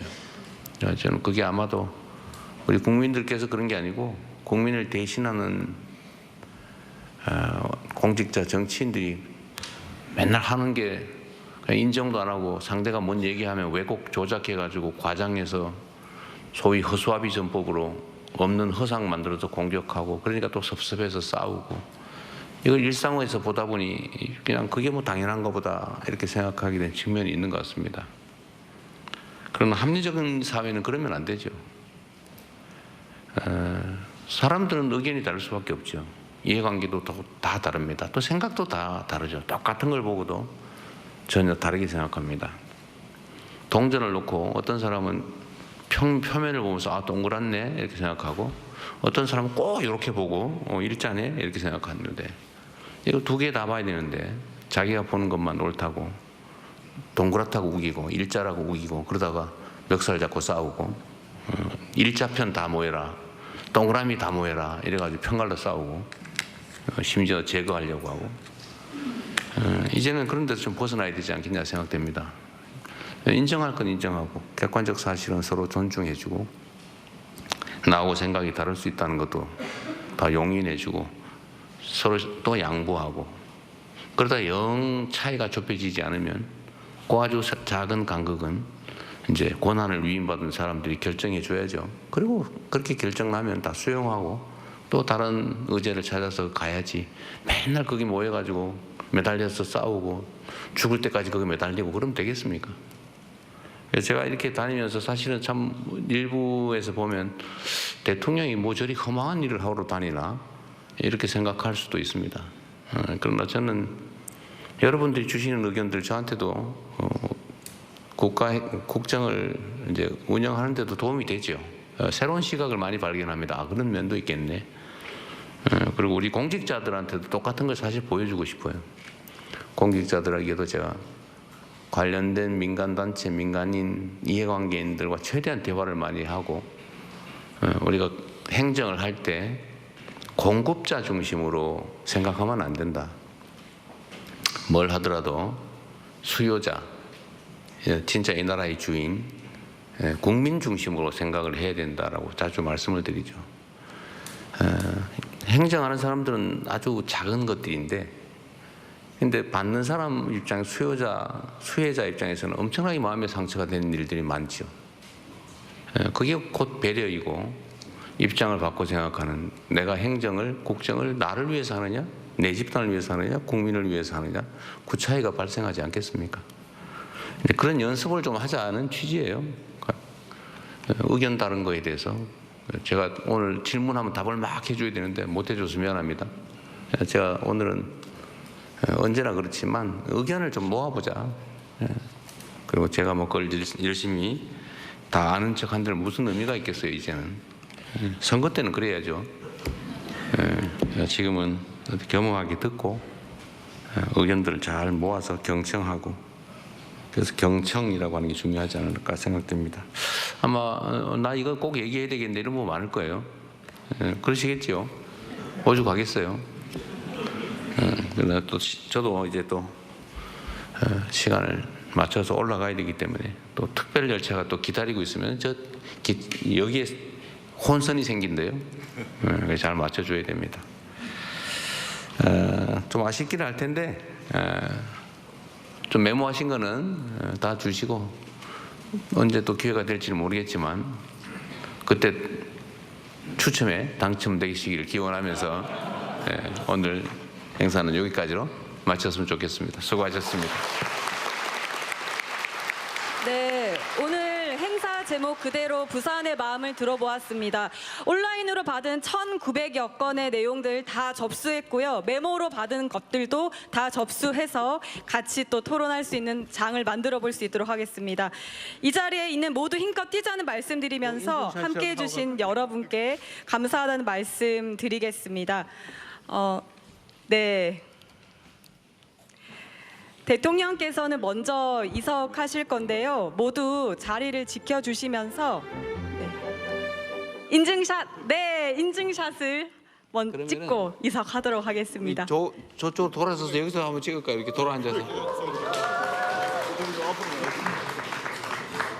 그럴까요? 대통령님 이쪽에 앉으시는 걸로 그대로 앉아 계시면 됩니다. 네, 그대로 이석하지 마시고 자리에 앉아 계셔 주십시오. 저희가 방향을 틀어서 앉도록 하겠습니다.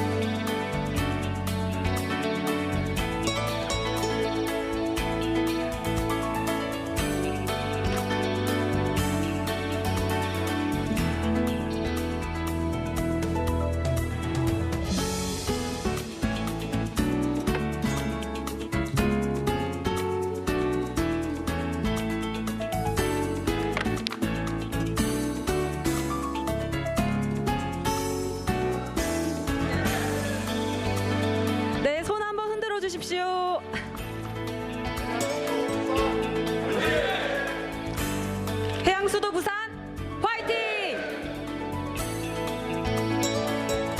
전체적으로 손 한번 흔들어 달라고 합니다. 네, 고맙습니다. 오늘 부산 타운홀 행사 이쯤에서 마치도록 하겠습니다. 자리에서 이석하지 마시고 대통령께서 가실 때 큰 박수로 환송해 주십시오. 고맙습니다.